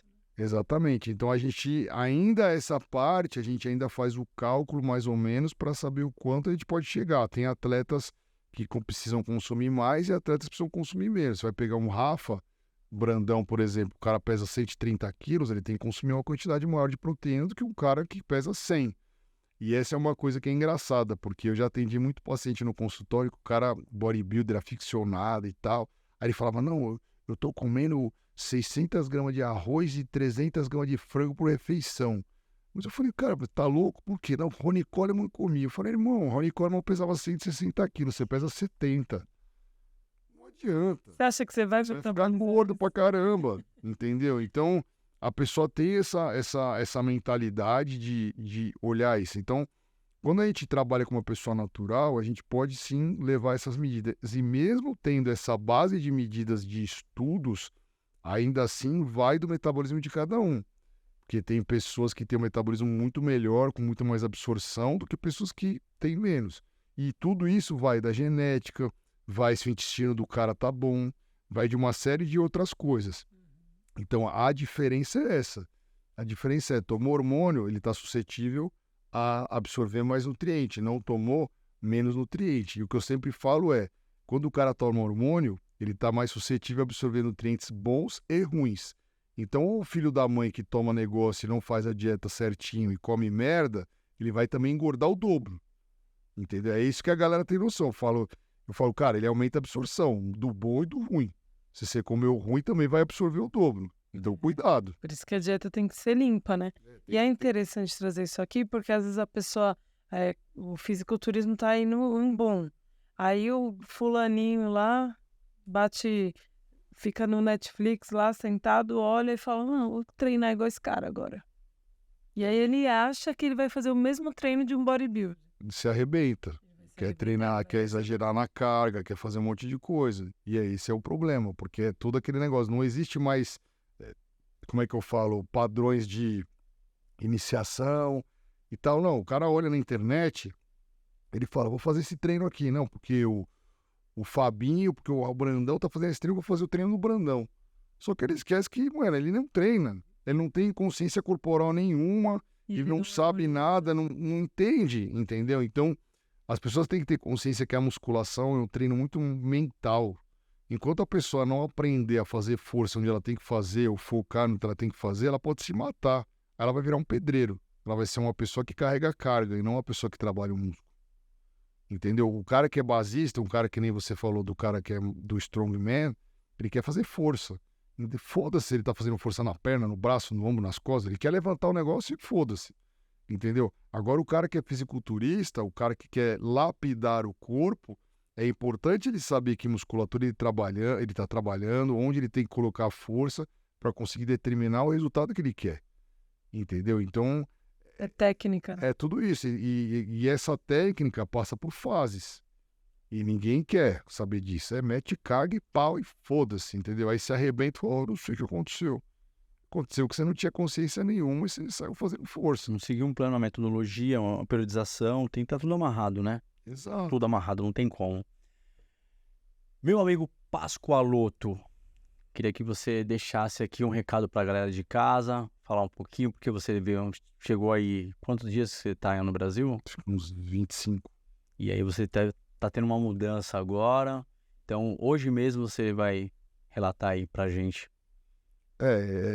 Felizmente ou infelizmente agora não vou conseguir voltar mais, estava morando em Miami, vou ter que voltar a morar no Brasil. Infelizmente aconteceram alguns problemas, eu tô com meus pais doentes, né? Minha mãe tá bem doente, meu pai também. E aí com essa vinda dos meus pais doentes, cara, tendo que ir, voltar, eu não tô conseguindo, né, me estabelecer nem um lugar nem em outro, então minha vida ficou muito complicada, perdi muitas coisas aí no caminho. Então agora eu tô voltando pro Brasil, voltei a morar pro Brasil, inicialmente não vou voltar pros Estados Unidos agora. E vou estruturar toda a vida, todo o atendimento aqui, tudo, vou continuar trabalhando online com os pacientes de fora, como sempre fiz. Mas vou ficar de novo aqui no Brasil e reestruturar esse trabalho todo aqui no Brasil. E o que eu sempre falo é aproveitem o tempo que vocês têm com tudo, porque às vezes as coisas acontecem num momento que a gente não imagina, né? É tudo muito rápido, a vida é muito rápida.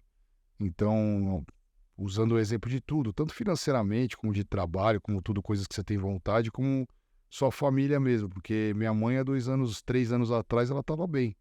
E hoje ela travada, numa cadeira de roda, não anda mais, não fala mais, e a pior é muito rápida. Então, tente aproveitar ao máximo ali, por mais problema que você tenha com seu pai, com a sua mãe, todo mundo tem problema, mas aproveite o tempo que você tem, porque senão você vai se arrepender depois. Então, me predispus a vir para o Brasil, óbvio, para cuidar dos meus pais, para reestruturar minha vida de novo aqui, entendeu? E quem sabe do futuro a Deus pertence, se eu vou voltar para lá. Como turista, com certeza, com campeonatos e tudo, mas para morar e só Deus vai me dizer no futuro. É isso aí. Força aí, guerreiro. A gente tá torcendo aí. E assim, fora a questão de torcer, eu tô falando a gente no geral aqui, toda a equipe, mas eu tenho um conhecimento com você já de uma longa data, então eu deixo aqui também as minhas energias positivas aí, que vai dar tudo certo, com fé. E entregar na mão de Deus, o que tiver de ser também será. O negócio é você manter a força, né? E saber que você tá fazendo a sua parte. É importante a gente ter a consciência tranquila e fazer o que a gente pode em tudo na vida. Eu acho que se a gente não pudesse fazer o mínimo pela nossa família, a gente não pode fazer por mais ninguém, né? Então, você tá mais do que certo na sua decisão. Melhoras aí pros seus pais. Tudo de bom pra vocês. Obrigado. E deixa seu Instagram, seu contato pra galera já começar aí. Quem quiser procurar o Pascoaloto, então, ó, coach, educador físico, nutricionista, o cara prepara atleta desde os anos 2000, então tem muita coisa aí. Deixa aí pra gente, Pascoaloto. Cara, meu Instagram é Pascoaloto Team, né, de time. Lá na bio tem lá o WhatsApp da minha secretária, para quem quiser informação de consulta e tal. Quem quiser tirar dúvidas e coisa que eu puder ajudar, pode me mandar direct também pra gente conversar e tal. E é isso, vamos reestruturar tudo de novo, vamos de novo montar uma equipe grande de novo, trabalhar com você que quer ficar gordinho, magrinho, de qualquer jeito, fortinho para academia também, deixando claro que eu não trabalho só com atleta, né? Como eu falei que 90% dos meus pacientes são pacientes normais. Às vezes assusta, porque a gente acaba apostando muito atleta, a galera olha e fala, nossa, mas é muito para mim. Mas na verdade é só porque aquilo é uma expressão de um limite máximo de uma pessoa, mas isso não quer dizer que um gordinho não possa emagrecer ou que um magrinho não possa ganhar massa. É obrigado a virar atleta. Eu gosto de deixar claro isso, porque a galera se assusta muito, né? Às vezes vê aquele atleta fortão, a menina sarada e fala, nossa, mas é muito pra mim, eu não vou conseguir fazer isso. E na verdade não é isso, é só o que a gente posta, acaba postando mais extremos, né? Então acaba sendo normal pra gente. Sim. Ó, tá aqui, ó, um presente do nosso programa pra você. Muito obrigado. Também pra você recordar de coração. Obrigado, cara. É isso aí. Não tenho o que falar. Galera, você que ficou até o final aí do nosso podcast, não esqueça, estamos na plataforma do Spotify. E ó, inscreva-se no canal, clica, compartilha, fortalece lá com força, beleza? Grande Páscoa. Valeu, irmão. Cara, até a próxima. Obrigado. Sem palavra, tem muita história pra contar ainda daqui pra frente, muita resenha. E é isso aí, galera. Podcast da Our Body, Papo Saúde. Valeu. Até a próxima. Tamo junto.